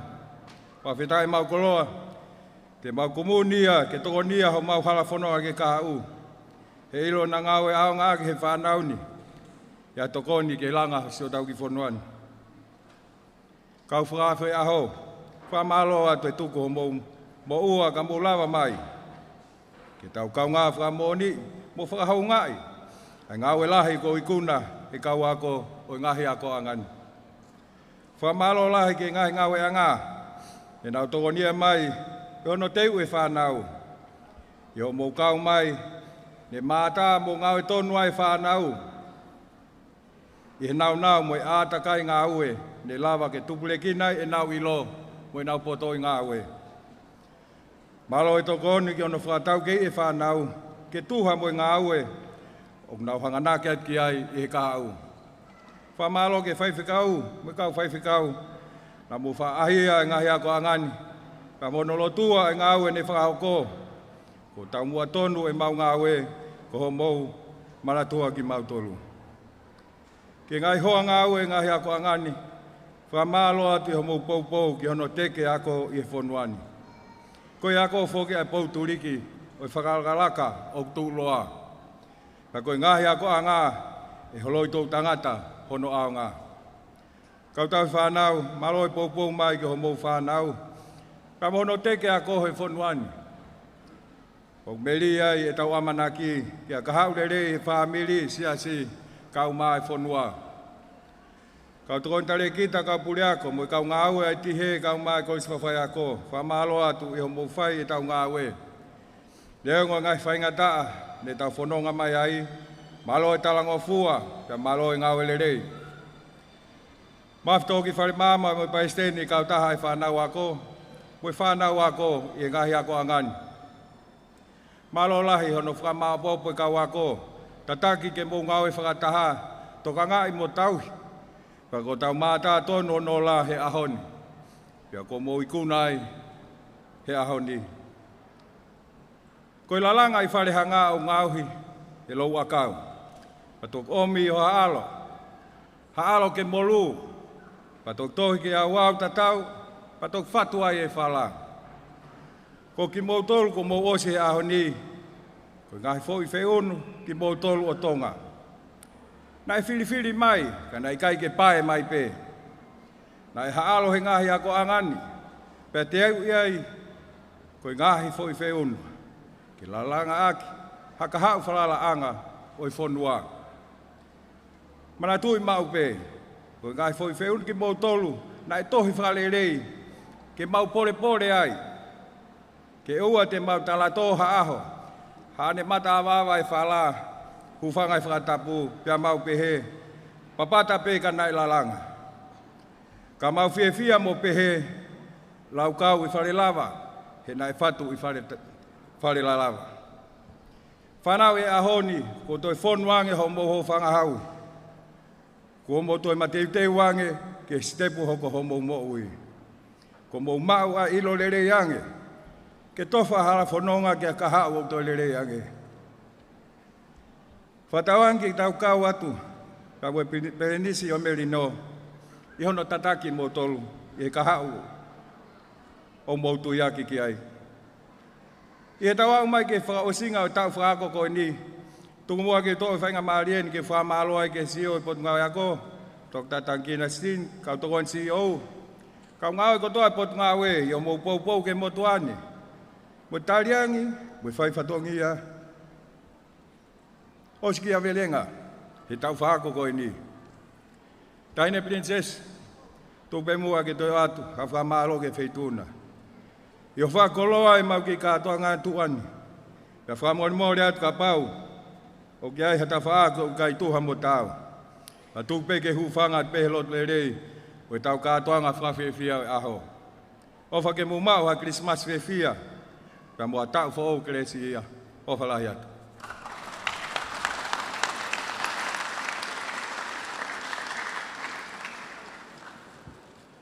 Whamalo atu ek minister, anu whahoko e rea whamalo katoa ngani. Te tau hoko atu lewa ki e him tuku, ai e whahoko atu e mafto ki wharamama, o wanoa tahiwa, me kolis whawhai ako. O ka hiri a, mo kātaki, te whawhai a whaiwhikau toke tātu i pulotu lo fitu katoanga, Palestine saso tonga, kene whaosi mai e katoanga. Pea ka hiri a, whahoko mai rewa, ai tau whaswhawhonua. Kātaki, ko hiri ai whaswhawhonua, mou kātaki, mea pei o lunga, kai warewa, ku mea ate whawhalanglangi. Pea ka toki lawa mea ate whawhalanglangi, kuen toki ata ia e holon. Malo, maftok wharamama. Koe wholoholahimi, a whangatoko e malari aho, to oia me ononge au ma tolungo fule himi, mo katako mea ke tau hiwa. A hake ka inga mo whakawhetai, tau whakamalo, he mana ne whai, i pēteri he mahe kuonga mua, a hoko tangata, a ho tau otua, whakawhetai koe pehe te tau noa, whakamalo he ofa ho tau otua, le tuku alangi mohono masani, kai hau o hui, a hia mamani.